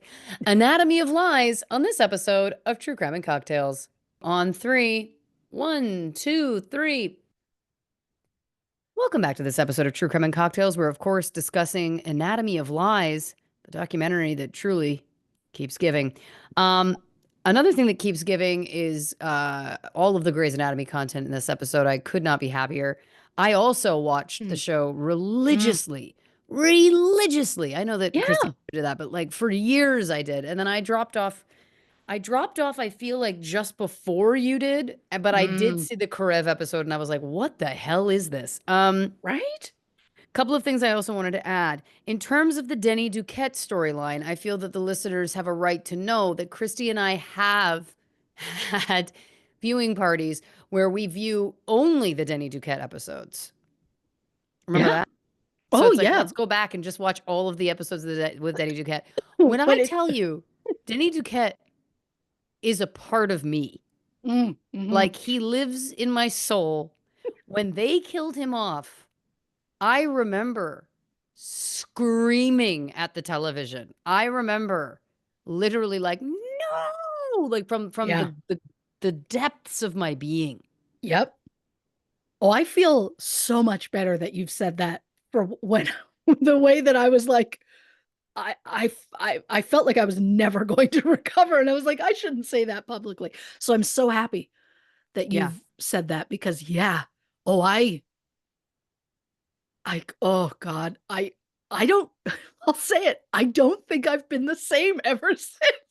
No, We all no. know it was It's our it's life a before Denny and after Denny. yeah, 100%. I think that there's something, well, he's also so impossibly charming. So impossibly charming. The character you just fall in love with. I mean, there was a period of Immediately. time where I was thinking about naming one of my next animals Denny Duquette because I had already had a cat named Aiden, named after, of course, John Corbett's character from Sex and the City. Of So I was like, course. is the next one going to be Denny Duquette? Of And course. to be honest, the only reason why I didn't, well, Fox was more of a fox because I was going Of to name course. him Fox Mulder, which is his namesake. But then I was like, he's a fox. He's not a, I mean, he's still named after Fox Mulder. But my point is, he wasn't, Fox is not a Denny. Oh, no. No. No, Fox's drama. So, you're but telling me. Fox is Um, not Denny. Yeah. God bless him. But yeah, anyway, at that moment, I wrote down, so, and then you were going through all the killings and whatever. And that's when I wrote down, man, I guess I'm realizing more and more why people can't differentiate between me and Dina Fox. Um, because I was like, the more and more you talked about it, I was like, yeah, I guess people do get invested in characters. I guess maybe they do make an impact on us. I want to remind you, in the last 3 minutes, I said Denny Duquette permanently lives in my soul. So yeah. Ah, Huh. yeah. Huh. All right. What a gift. But honestly, the other thing I have to say is I will be shocked if by the end of tonight, and it's gonna be late, if I haven't watched that Denny death episode. It's gonna be in the next 48 hours for sure. Oh, you're I not need to. even gonna go through all of them. You're just gonna go Nah, right to death. yeah, yeah, yeah. I'm in that place. I'm in that mood. I get it. I absolutely remember the last trip that we did where we had a plan. We were like, this is, it wasn't the very last one, but one of the last ones we did, we were like, we have a plan of what we're going to watch. And then I think you got here and we went, I guess we're just going to go through all the Denny Duquette episodes. So we had to like find out which specific episodes, Yep. what was he in? And well, I think I need we to did. watch the death, and then I need to go back and watch all the Denny episodes, and then watch the death again. Oh, That's where we're at. bookend it. Yeah. Yeah. Here's the thing. I don't, I mean, I did with you then. I don't know if I can go back and like, I can't go back and watch George die. That's a tough one. I can't. I mean, all of those deaths. I'm like, I just don't think I could. And what's right up there for me, right up there with Denny's death is Alex leaving. I just, and I never really thought I cared that much about Alex, but again, his love of his found family. He had You such a okay, brutal no. upbringing. Hey, hold on a second here. Pause. Yeah. You didn't think you were that invested in Alex Karev? Christy Lynn. That's preposterous. And Yeah. no. You were obsessed with Karev. Yeah. from It's because early on. he went from fuck boy to like solid like dependable man. He changed in the way Yeah. that we all believe. We want to believe we'll change them, but we don't. We don't. We don't. If once a fuckboy, always a fuckboy. Always. But Karev was the one that changed for a woman and for himself. And also, that woman he changed for was Meredith because he knew that she needed a support system. And it was totally platonic, which you're right, just makes me love him even more. It's hilarious for you to try and claim that you never knew that you were that into Alex. Oh, we would talk about it. Oh, we did Oh, countless times. but the first season, Alex, no. No, no, no, no. When he But was a prick. after Denny died, Karev became your man.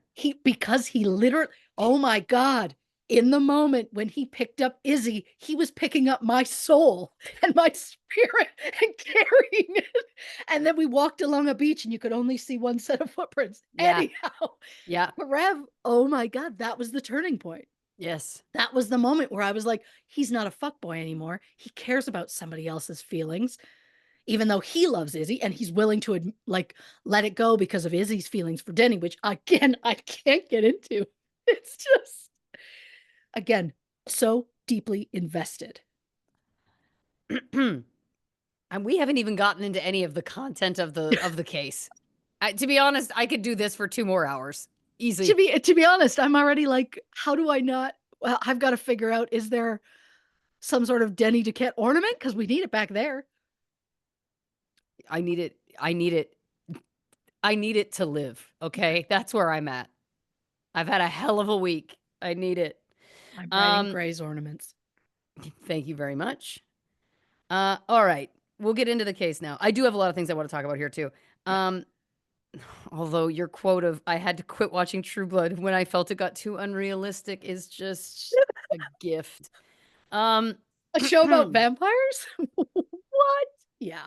Yeah. What are the chances? I should go back and give it a true try. I'm now thinking I want to go back to the beginning of Grey's. Stop it, Lauren. Stop it. I can't live. Can you live through her not choosing the vet? Can you live No. through? I think I could start at the beginning and then Denny dies and then the show dies. Like I think that it would have to, because the first, and then it ends happily. Well, not happily, but like then everybody else stays alive. Yeah. Because the part where SWAT team bringing in Kyle Chandler, beautiful to see. Yes. But I can't go through the bomb threat. Okay, here's the other thing I'm going to say before we get into the case, because like I said, I got a lot more to say on Grey's Anatomy. Of course. The other thing I'm going to say, much like we started this episode talking about a New York detective who's never seen a silencer in his 30-year career, I would love to know, because there are people listening to this show who work in hospitals, for sure. I'm sure we have nurses, we've got phlebotomists, we've got doctors, we've got the sky's the limit, okay? Sure. And I would like to know, and this is a genuine question to anyone who works in a hospital that might be listening. Yeah. Comment on our Instagram. Let us know. Comment on whatever, the case file or something. Let us know. In your careers, how many coworkers have you had die?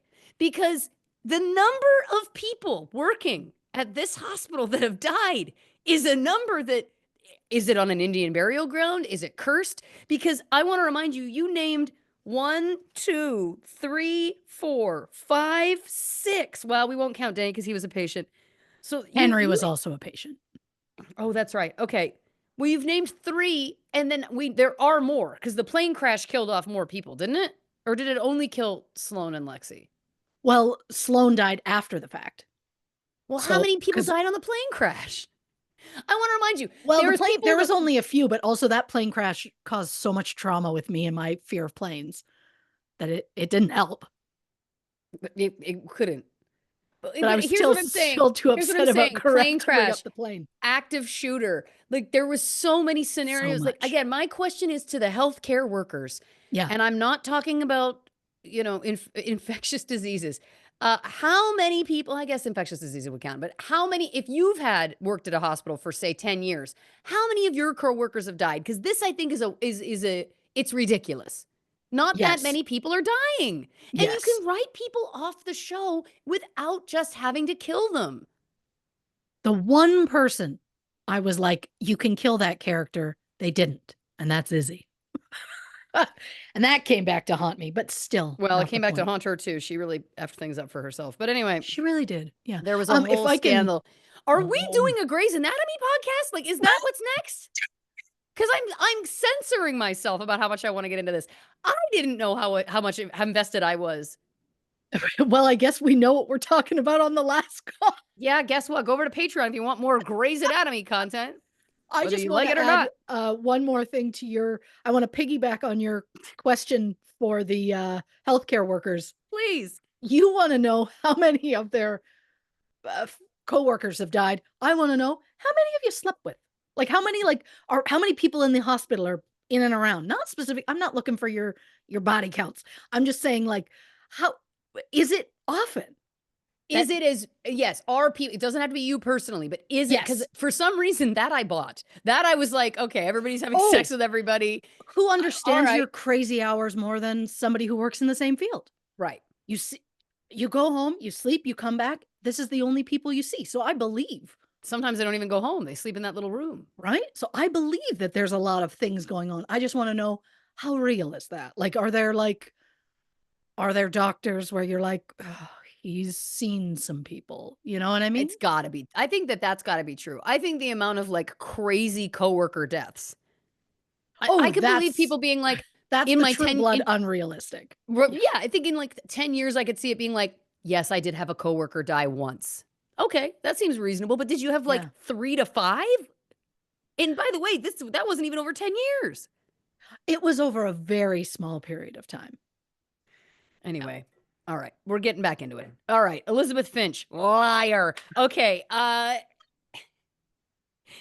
here's the first thing that popped out to me that didn't before, Yeah, which is she had that knee surgery and she said during the knee surgery, the doctor found a tumor on her spine. How? How? I know. I think she would probably be on her back for that surgery. How were they like, let's just feel around for a spinal tumor?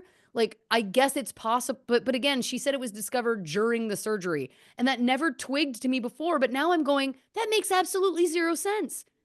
How would they find a tumor on your spine when they're operating on your knee? The knee bone's Yeah. not connected to the backbone. It doesn't work that way. Thank you so much. We've all heard the song. We know where everything connects. I just don't get it. Again, if it was like, oh, I had an MRI in preparation for this surgery and they found, all right, that's plausible. But oh, they cut open my knee and they found a tumor on my back. Give me a break. Um, well, the other thing I was going to say about her mom offering to fly in and her saying no, I think she would have liked that attention, but I think that she just knew that it's like, well, her mom's going to find out very quickly that she's faking cancer. And because she was True. grifting her parents too, she was like, well, I can't risk that. But I don't think to me, I think she would have loved that attention. Um, she just knew that she couldn't. Her saying that she worked on Demerol as someone who is in the hospital now. I was a child at the time. I spent a month in the hospital. That's a whole other story. But I was on Demerol, and I know I was a child. So again, my like liver isn't where it is now, where I could probably withstand a little more. But I will say, like, I don't think that it's possible to work on Demerol. Like it is Sure. potent. I remember being like Mm, on another planet. Now, granted, I was, had this traumatic surgery and stuff, and I was in a ton of pain, and so I was very grateful to have that drug. sure. Um, and I remember like when you feel the pain coming back, it's like, oh, I understand why people want to do this all the time. Um, but it's not I don't buy it. That to me again and look, I'm not whatever. Again, she could have been taking a lower dose or that was her argument or whatever, but it was just another one of those things that if it were me, I would have been like, that's a weird thing to say. I don't think there's any way people are actively working on Demerol, but anyway, maybe I'm wrong. Um, the Anna Paquin lie blows my mind because it's so possible for her to get found out. Everybody knows everybody in Hollywood. So the fact that she's writing on Grey's Anatomy, there's Yep. a very large possibility that Shonda or someone else involved would run into Anna Paquin and have a conversation. Like that's when you go, okay, this woman's lying is also it's not necessarily meticulous And it's also like extreme. And I know it's extreme to Yeah. lie about having cancer and all of those things, of course, but she had like covered her bases to a certain point. Lying about Anna Paquin giving you a kidney is so risky in terms of keeping your story, True. keeping your grift going, right? That's just really a bizarre one to me. Um, oh, so many things. I'm literally like, how long can you talk about this? I want to get back to Grey's Anatomy. I'm not. I won't. Is Grey's Anatomy my new quantum physics? Probably. Uh, the fact that she also claimed to go to that crime scene always bumped me too. I'm like, how did Oh, anyone believe that? That's it, because I remember her talking about like, didn't she also talk about, she mentioned something about like collecting bones or like yeah, brain matter or something? she collected the remaining pieces that That's she a, could find. so we're talking here, okay, because look, I won't get into any details, and I probably shouldn't even go this far, but I've had some drinks. I have encountered in my life, this is not a friend or a partner, but there is someone I encountered once through a job who was a pathological liar. But here's the Mm. thing, we all knew because the stories were impossible. Sure. But then I started to do some research about pathological lying because I was fascinated because I'm Of like, we can course. find out that these things are lies very easily. And what the reading that I was doing at the time was talking about how for people who it's like true pathological lying, they will lie about everything. Like if they have a bowl of cereal for breakfast and you ask them what they ate, they'll say a bagel. Like stuff that is completely inconsequential because it is more comfortable for them to lie than it is to tell the truth. So Mm. you could argue, now I'm putting my own psychologist hat on. I didn't do this reading, but it could be a trauma response in that, um, let's say in childhood, one of these people suffered some sort of severe trauma and then became so uncomfortable with being self, disassociated from self during the trauma, that then it's like, well, me putting on a persona and lying about everything feels more comfortable and safe than it is to be me. So Sure. that all makes sense. Now, again, I'm not suggesting that's necessarily her story. Again, like this, the claim she was making about the abuse from her brother, and I would never, obviously, I believe victims, I'm survivors. I'm not suggesting, but it changed a few times. I remember in the documentary, and it also felt like it was like no one else had witnessed it. And because this person has also lied about absolutely everything, I'm Hmm. like, I don't know that abuse was as traumatic as she was making it sound, or if it even existed at all. Again, but because by the way, Boy Who Cried Wolf, she has no credibility now. So it's like, Oh, and 100%. even then to suggest that it's like that was so bad that it forced me to want attention and to lie. To your point, it's like, well, where is this attention thing coming from? But I'll get to that in a second because I also have a theory about that. Um, the real victim in this, other than Christy Oxborrow being personally victimized by the exit story for Alex Karev, which if there's a class action lawsuit happening, please let us know because I know somebody who's going to want to sign her name up. Um, People who've been personally affected by the Or look, lies and if writing if choices she of was Elizabeth Finch. responsible for Denny, you'd I don't be think on she was that. there that early. No, I'm just saying, she wasn't, she didn't get there till later. But if she had been responsible for Denny, I mean, you and I would be the first names on that list. 100%. 100%. In fact, I might start a petition already. There you go. Um, the person to me that is the truest victim in all of this is Jen, this Oh, yeah. poor woman, my God. And I give her so much credit for outing her, for outing Elizabeth in the Yep. end. Good for her. That would have been so hard, I'm sure, on so many levels. This woman has been failed by absolutely everybody in her life. The fact that it almost feels like Elizabeth was using all of this. She was like learning from Brendan's actions, right? It was like, Right. oh, okay, what did he do in order to get her into this position? And she targeted her. She had to know She that it did. was like, this is a vulnerable woman who I can easily gaslight, who I can easily accuse everyone around her of being crazy. Because by the way, then that happened. The fact that Jen's friends Yep. were siding with Elizabeth is so sick. Um, but again, it was like she had to have been chosen by her. But then I go, for what? Because I remember someone in the documentary talking about how Elizabeth was very anti child, like absolutely didn't want children at all, Yes. but then chose Jen, who has 5 kids, and then was like, passionate about adopting them, but then also didn't really seem to want to have a lot to do with them half of the time, most of the time. Mm. It's interesting because what I'm trying to figure out is like, so why did you need Jen then? Because Elizabeth is somebody who clearly uses people, right? So to me, it's Yes. like, what were you trying to get from her? Was it her attention? Was it her love?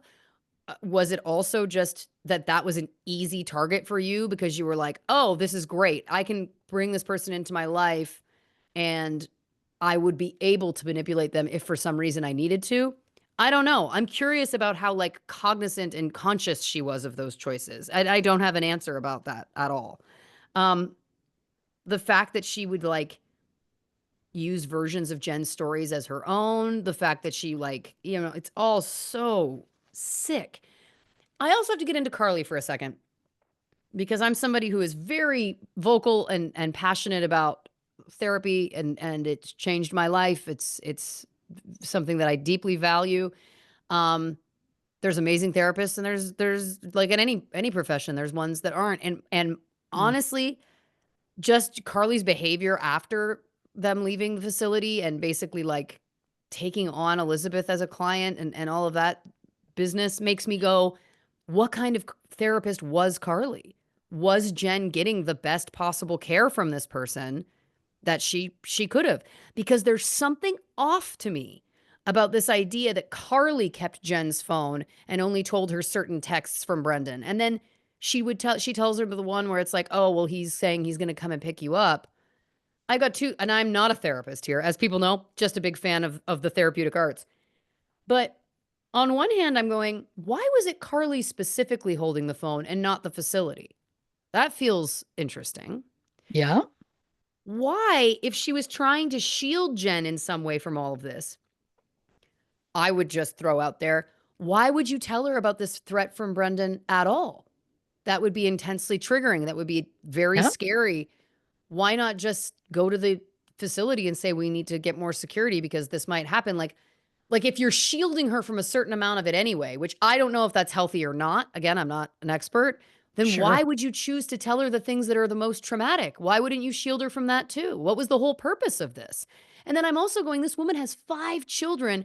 I know that when you go to treatment facilities, there can be limited access to your phones and communication and whatnot. But it's odd to me that this woman would have absolutely no access to her own device except when the therapist chooses. I just think that that's like it's all or Yeah. nothing here, right? Like if it's a safety issue, then again, I just I don't know. There's something that feels off to me about that.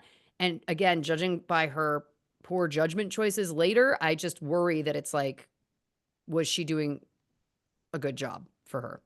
Well, great call. Probably not. Probably not. Probably not. Which really speaks again to Jen's own resilience that she, you know, was able to out Elizabeth. And oh my God, it's so such a wild story. Um, the other moment that I find so chilling is Elizabeth explicitly telling Jen to never lie to her when Elizabeth Oh, knew she was lying to absolutely everyone. And yep. I think there is nothing more terrifying than people who literally can verbalize to another person, I don't want you to do this thing, knowing in their head at that exact same time that they're Mhm. actively doing it. Oh, yeah.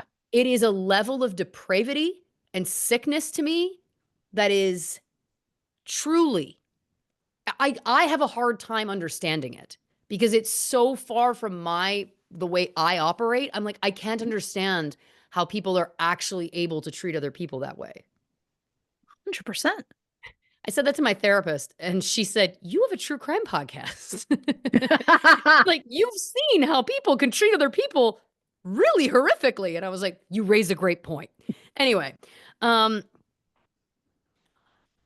the detail of Brendan killing himself after having trashed that house, and if you haven't seen the documentary, like, the house was trashed, like, truly was unlivable. Like, they show footage Oh, and yeah, photos, like, and it's smashed walls unbelievable did yeah. how one person could even do that level of damage.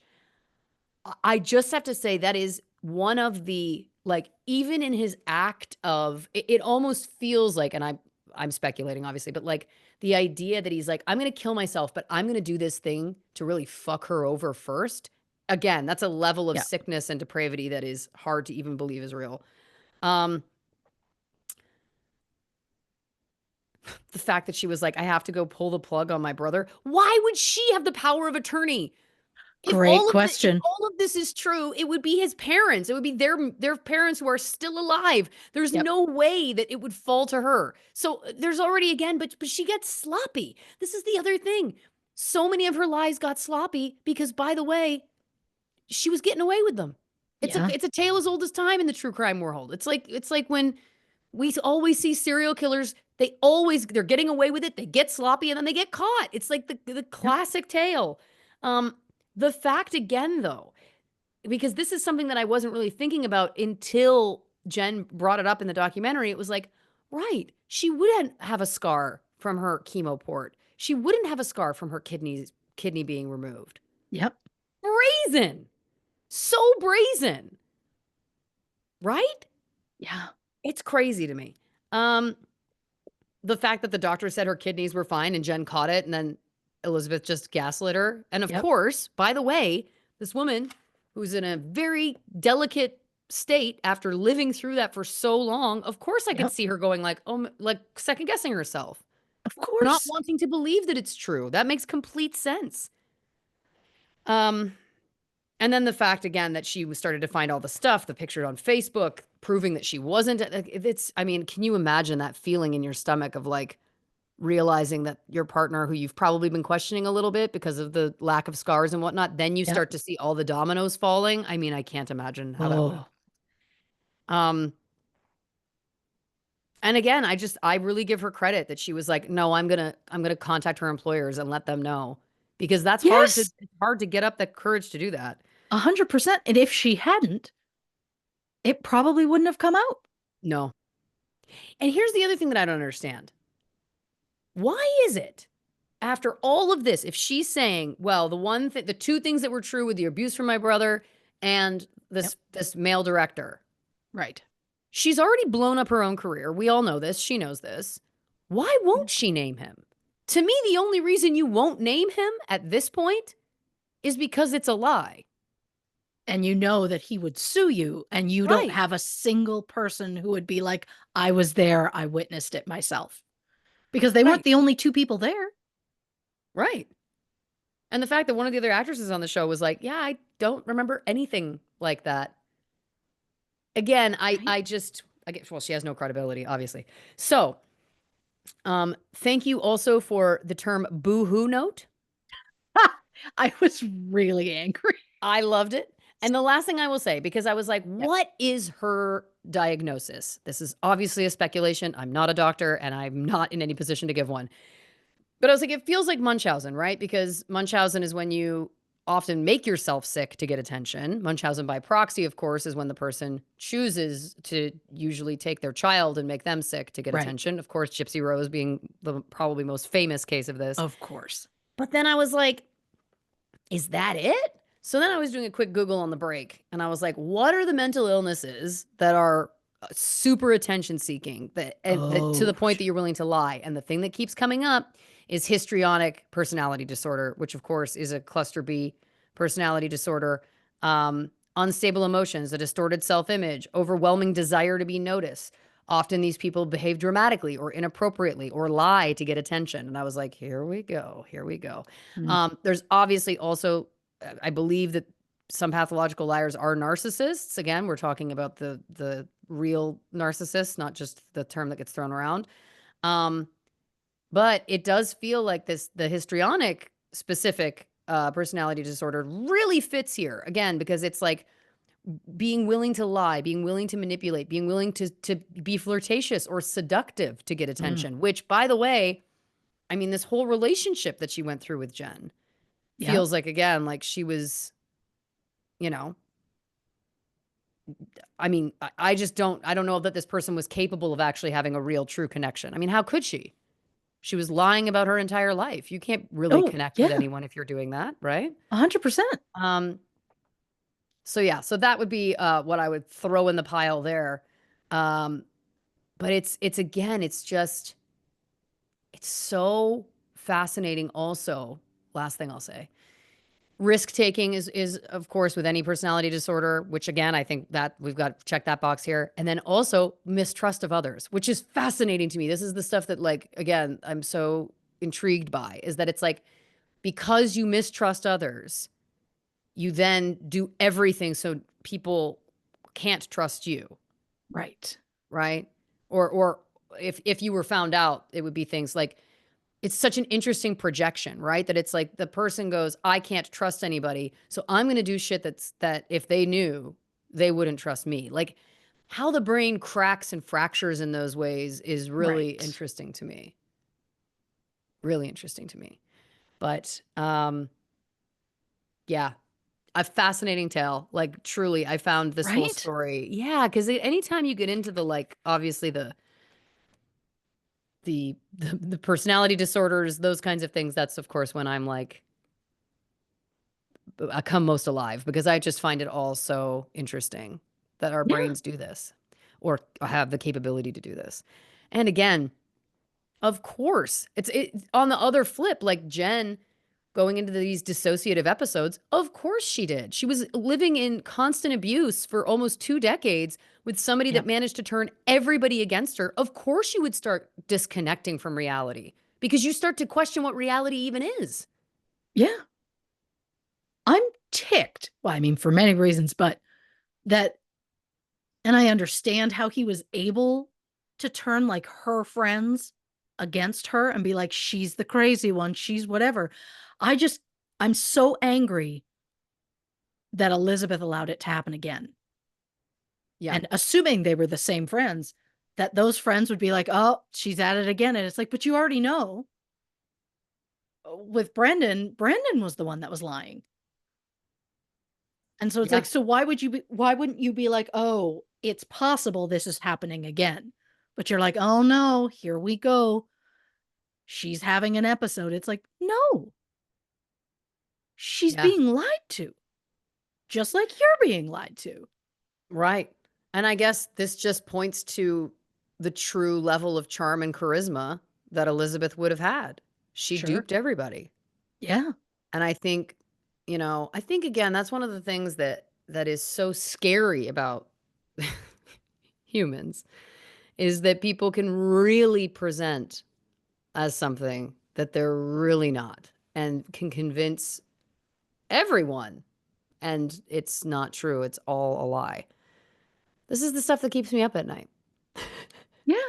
Oh, this is why I fear that she's just eventually going to get on another show and she's just going to continue her career like it never happened, or she'll write a book talking about like detailing abuse that didn't happen. And then it'll be everyone's suddenly like, oh, okay, well, I guess what she did maybe wasn't that bad. And it's like, what she did was so bad, so Yeah, bad. so bad. And again, just I'm not saying I don't think Robert Downey Jr. didn't deserve to come back. I was just giving examples on somebody who had something big happen, legally speaking, Yes, and then left Hollywood or left whatever, and then suddenly came back as like a Hollywood darling. Although of course. Army Hammer And hasn't officially come back, and I hope that he does not come back. oh, same. Robert Downey Jr. at least, and forgive me if I'm incorrect, but I think most of his issues were only really harming himself, right? Like not Yeah, that drug abuse doesn't affect loved ones as well. Of course it of does, course. but yeah, you're right. Hollywood loves a comeback story. I mean Mel Gibson, I think is one of the greatest Oh, examples of that. good call. Um, Although I did read something recently that there was some recordings of him saying some pretty horrific things Oh, again. So God. maybe now he'll go away and and just stay gone. That would be nice. There's nothing that upsets me more than the fact that he is in one of my favorite holiday movies of all time, Daddy's Home too. I hate it. I grapple with it. I grapple Oh, with it. it's disturbing because I, like you, I'm obsessed with that movie. It Yeah, is the perfect holiday film. I've said perfect. what I've said. Um, what I wouldn't give to have that recast. I know. But But then I'm we'd not have to go watching it back for in time him. and get those children. Oh, no, I'm watching it for John Lithgow. I'm watching it for Will yes. Ferrell. I'm watching it for sweet Linda Cardellini. Why did they have to suffer for the actions of others? Yeah. Yeah, look, Mel Gibson, horrific person. Yeah. Horrific. And yeah, I don't love it. I don't want him in it. No. But, Listen, oh, John Lithgow, I mean, he's so good in that. he's so good. But listen, we got to wrap this up. What a fucking gift in my life. As I've been alluding, I've had a real challenging week, and this has really brought up me a lot of life. So I'm thank so you glad. for your work, for the laughs, for the Grey's Anatomy. Thank you for it all. Truly a 12 out of 10. I'm not gonna lie. If you'd asked me a week ago about Grey's Anatomy, I would have been like, "Yeah, I watched the show, but, got angry at some bits, so stopped." Uh, being reminded of it again, I just it all came back, like, all of it, my deep, deep love of it, and what a gift in my life to be Ugh, reminded. I can't wait to revisit our mutual boyfriend, Denny. We thank you, dear listeners, for joining us on this very special episode of True Crime and Cocktails. If you haven't already, give us a follow on the socials on Instagram, Facebook, and YouTube at True Crime and Cocktails, on Twitter at Not Detectives. If you'd like some more bonus content, like the Grey's Anatomy episode we're clearly about to record, go over to patreon.com/True Crime and Cocktails to learn more about our subscription-based service over there. And of course, the only place for official True Crime and Cocktails merch is, of course, truecrewmerch.com. So check that out as well if you're interested. Christy, do you want to tell the people about next week's episode? On the next True Crime and Cocktails, Into the Fire, The Lost Daughter. Oh, have you watched it yet? I have. It's rough. It is, and look, I'll say that I love that I'm in my defense, we all love a documentary.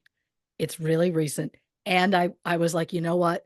After that is The Hoot." Oh, So yeah. I'm like, "We're gonna go dark before we go to The Hoot we're gonna go dark before we go really light." Oh, yeah. No, make no What's the mistake. point? I couldn't be happier that we're covering it. I think it's an important story and also a wild story. Oh, yeah. It's just so tragic. It was It to is. watch. But no. I love that we're doing it. And if you haven't watched it, dear listeners, trust me, just buckle in when you go you go to have that viewing Yeah. because it's no joke. But listen, I cannot wait for that and the hoot. Christy, do you want to say goodnight to the people? Good night, Alex Karev. Good night, Denny Duquette.